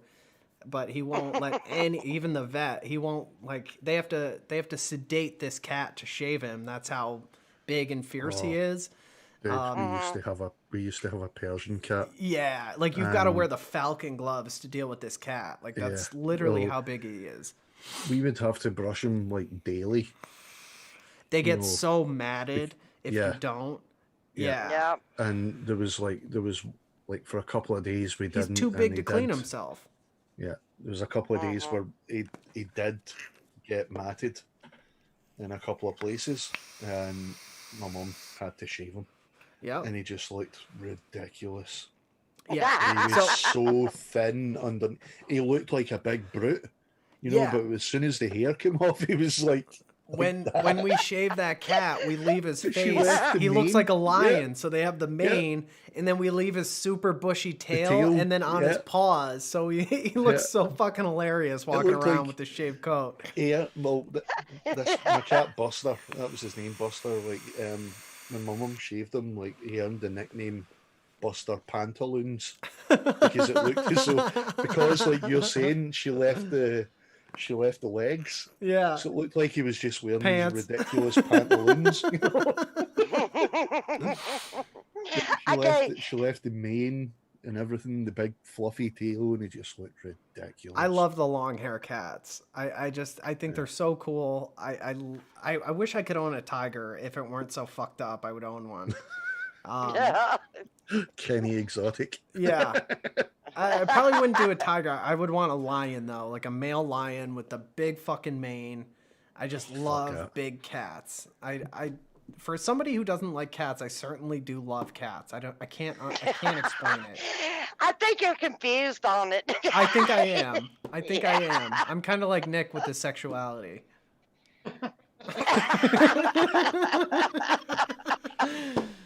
But I'm definitely a dog person. Like I love dogs way more than cats, but I keep fucking ending up with cats. I don't know what's going on. Well, I got all of it. I got cats and dogs. And I gave my Pomeranian one of those line cuts one time, and he was adorable. Dogs are definitely more work. Oh, so much more work. Cats are way more independent. Yeah. Yeah. They are, but my I don't know. I think my dogs have me marked because his cats will have a little bit to do with me, but not much. But my dogs. Yeah. And that's the thing. Cats can be like, "Yo, fuck you, asshole." You know, they're kind of dicks sometimes.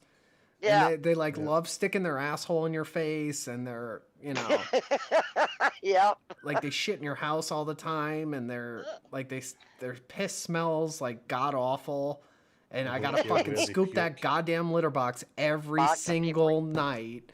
That's exactly why I won't have a cat in my house. You know, they're disgusting. They mess around in that litter box, and then they're on your fucking bed. Yeah. Yeah, on your pillow or on your fucking table where you eat. Yeah. It sketches me out, and I'm changing my sheets all the time. It's driving me crazy. End up with some cat fucking itis or something, man. Right, you're gonna get pink eye from the cat, like. But like a dog is like playful and loving, and it's like the greatest thing in the world when you get home and they just show you so much love. A cat's like, yo, fuck you, I don't care. You gotta take it for a walk every day, and you gotta pick up his shit. That's with the your thing. hand. Yeah. I mean, let's but I'm be real. scooping shit anyway.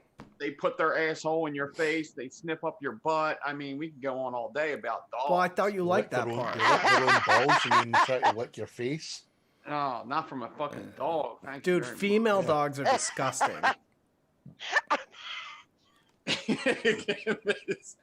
Kim's glasses are fogging up. And now my little female chihuahua. See, you gotta have little dogs. Yeah. I don't like little dogs.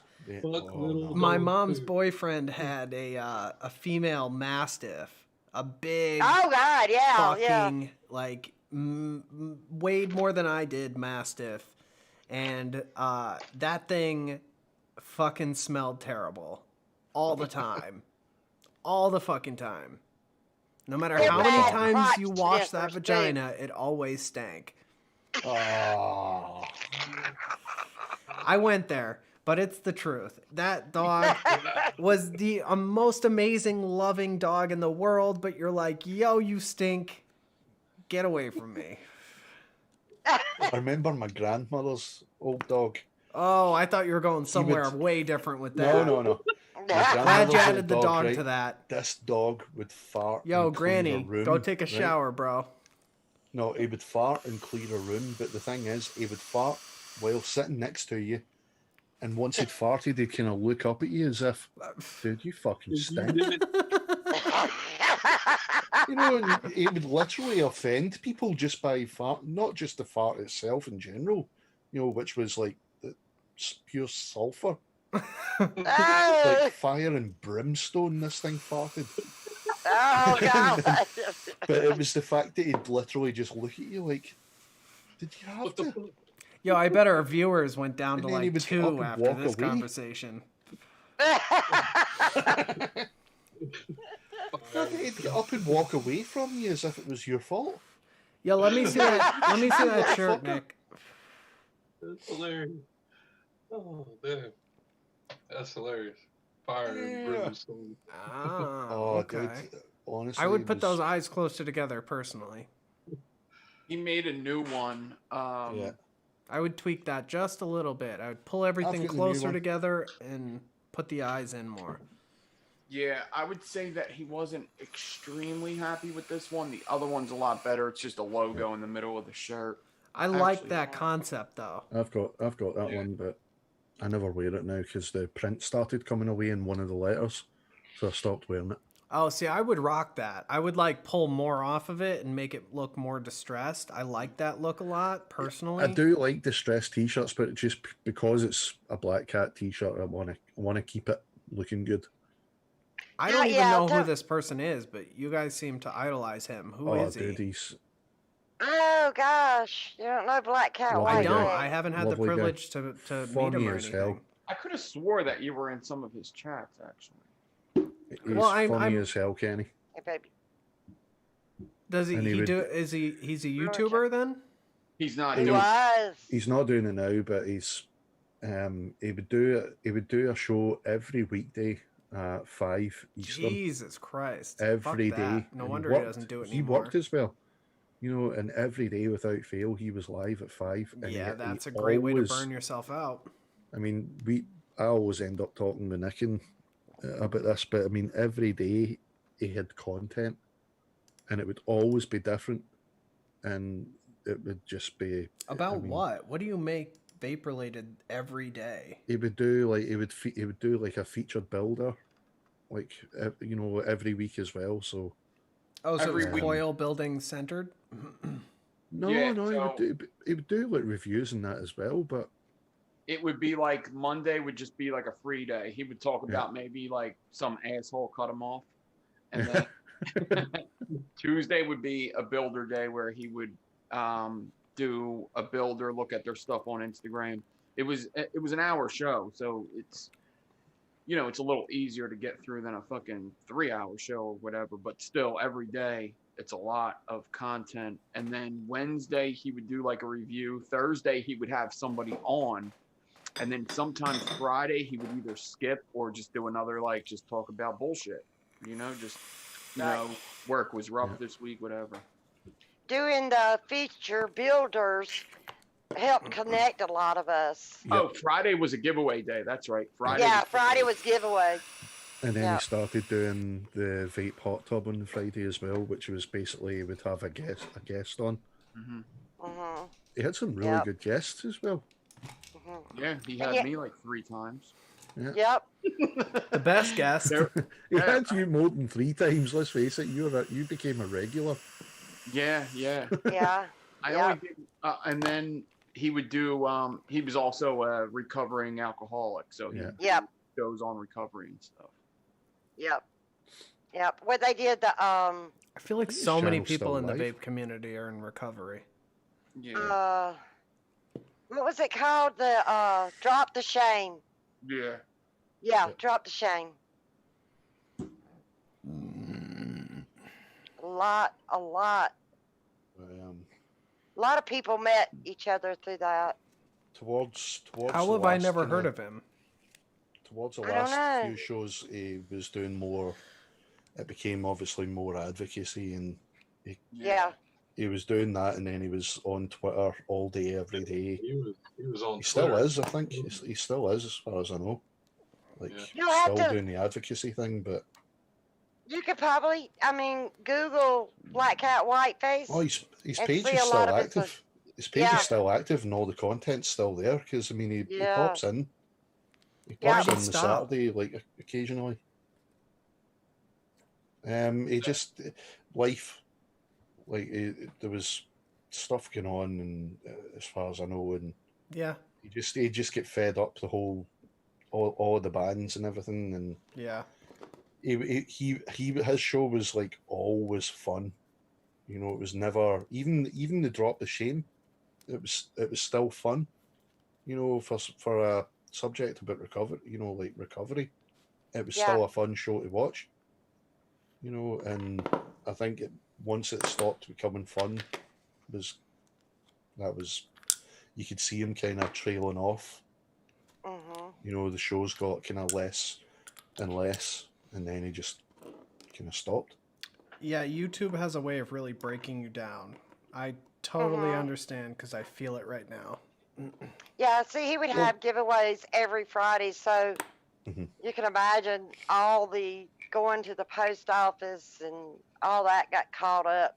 Yeah, He'd have, show the dining room table with all the I think as boxes well and though it was stuff. just I think as well it was just vaping was it was always a positive thing for him, and then Yeah. I think it was just when all the bands started and everybody was like dead serious about the advocacy. That's when it was just like it's no funny anymore. Hold on, I gotta grab a Yeah. paper towel or something. I got fucking juice all over me. Give me a second. All right. But yeah, I miss him. It became like a big part of my daily routine. It was like 10 o'clock. I would always have control of the TV at 10 o'clock so that I could watch Scott. Yeah. It was 5 o'clock for us, Yeah, and you know, we had a lot of jobs here at the shop, so we would be home to be able to catch him, and then we started working out yeah, away from home and wouldn't be able to catch it all the time. Tried to on the way home, but yeah. yeah, it just kind of fizzled It's weird. out. It's weird. Kenny didn't know him because I mean he was I know. Scott was pretty well connected. Like Yep. I mean he had Stan on quite a few times and Yeah. Bogan. Yeah, and Christ. That's right. Yeah, Turk. Mm. Talium. Yeah. He was the only one. Tobias. That's the only show Tobias was ever on. He was on my channel. He was on Was he? Nick's. Yeah. Yep. Shit, I missed that one.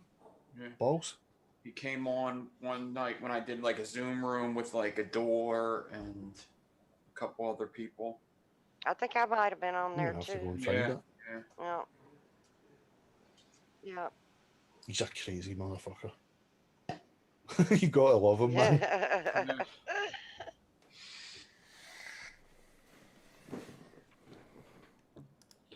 Yeah, my first show I was ever on was Nick's.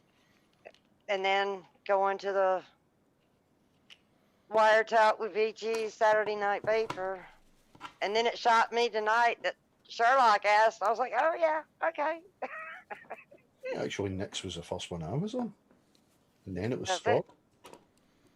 Oh, you got on Scott. See, I'm sure it was Nick's first and then it was Scott's. Mhm. And then I I decided never to made do it on the show Scott. and invite everybody and anybody on. I never made it on Scott's. I think Merlin was on it, but Yeah. I offered to help and be on there, but I definitely got to go in a couple minutes, probably like 12. So in like 12 minutes, okay. I'm gonna get off to bed so I can wake up tomorrow and do the regular Saturday morning thing. Okay. Actually, what I was going to do today is probably what I'm going to do tomorrow. Do you have to end up working anyway? I didn't work. No, I didn't work. Yeah, me and my daughter were just chilling out and playing video games and watching YouTube videos. She was showing me some videos that I wish she didn't show me, but Our Xbox One finally works again. yeah, Awesome. she's got that too. Yeah, she's been playing that. Cool. I worked on finishes on kitchen doors, and then had to go pick up more stain, and then come back home, and then go to the grocery store. And it was so freaking hot, and my air conditioner don't work in my car. So, Oof. It's a Kenny, really I don't- strange day here. Kenny, I don't know if you had your headphones on. In like 10 minutes, I'm going to get out of here. I'm about to wrap it up right now. Cool. okay. Cool. All right. I'm getting drunk and tired. Yeah. I'm definitely getting tired, and I usually wake up early on Saturday to do this show. Plus, I gotta save myself for Wire Talk with Big G tomorrow. Yeah, exactly. Yeah. We need our energy for tomorrow. I can't drink all the beer tonight. Right. No. Yeah. Exactly. I already Let me did, see. but I can get more. All right, guys, we're going to wrap it up now. Thank you, everybody, for being here. We'll do some outros for everybody. Everybody can do some self-promotion in a second. Go buy the merch. Support the panel. Yeah, support the panel. Yeah, fuck it. Do that too. Support the channel on Patreon and do some giveaways over there. Well, we can't do giveaways on Patreon anymore. You got to do contests. So we do contests over on Patreon. Yeah, I definitely did a better sign off last time. But all right, everybody do some promo, and then we'll get this wrapped up. I'll go first. N.devine83 on Instagram and YouTube. I'll be live tomorrow at like 10:30 a.m. I'm gonna do like some coil builds for. It'll probably just be called Coil Builds for Friends. Just make a bunch of aliens for aliens and maybe other stuff, depending on how long I want to be and how hungry I get at that point. Everybody have a good weekend, stay safe, and I'll pass it to Wire Talk with Big G. All right. Well, you can find me over on my channel on Wednesdays at 12 p.m. Eastern, and tomorrow night 6 p.m. Eastern for Saturday Night Vapor with Nick Devine, Kim Dixon, probably Kenny at some point as well. Yeah, once I get the kids to bed. He's now a regular. You're muted again. Ah, fuck. Sorry. And Jay, you're always welcome, sir, if you want to join us again, man. Yeah, I'll be there when I get the kids to bed. No worries, man. So yeah, you can find us there on Instagram at Wire Talk with Big_G. Thanks for having us again, Kenny. Mm-hmm. I will pass to Kim. Thank you for having me on the show, Sherlock. Of course. Kim Dixon, DV64 on IG for stands and swivels or whatever you need. And I'll be I'll be on the show tomorrow with Big G, Nick, and Kenny, and whoever shows up. But on Big G channel. I'm getting better at this. I'm remembering stuff. And yay, love Kenny. everybody. All right, Jay Blaze, take us out. Yeah, you can find me on Instagram. That's pretty much really all I'm doing. So Jay Blaze Coils on Instagram. So, and thanks, Kenny, for having me on. I appreciate the invite. I really enjoy hanging with you guys. It's a big honor to do that. So yeah, of course, man. Thanks for being here. We're gonna talk Jay into doing a YouTube channel about how to upkeep build space. Yeah, I need that. Dude, I so need that. The proper way to build and maintain a build room. Yeah. I'd watch the shit out of that. Yeah, I'd watch his content. I got me a little trash can for my There you go. That's so awesome. Isn't that awesome? It's adorable. I got it at the dollar store for $1. Gotta love the dollar store. I would pay $1 for that any day. Me too. I got Merlin, a black one. There you go. Nice. Oh, hey, serious question. Is wire recyclable? I don't I know. don't think so. I don't think it is. I've been throwing it away, and I've probably thrown away like at this point 30 pounds of it. The only wire that's worth recycling is copper. Right. Yeah, you can get some money for that. Surprise what you're putting into your recycling bin that's actually not recyclable. Like the caps on a plastic soda bottle are not recyclable. Right. Yeah. There you go, G. Oh yeah. I came from the depths of hell. All right, guys. Thanks so much for watching. Thank you to the panel for being here. We do this every Friday night at 8:30. And make sure you check us out tomorrow. Nick's channel will be going live at 10:30. 10? What time you doing? 10:30. Yeah, whatever I feel. His link's in the description.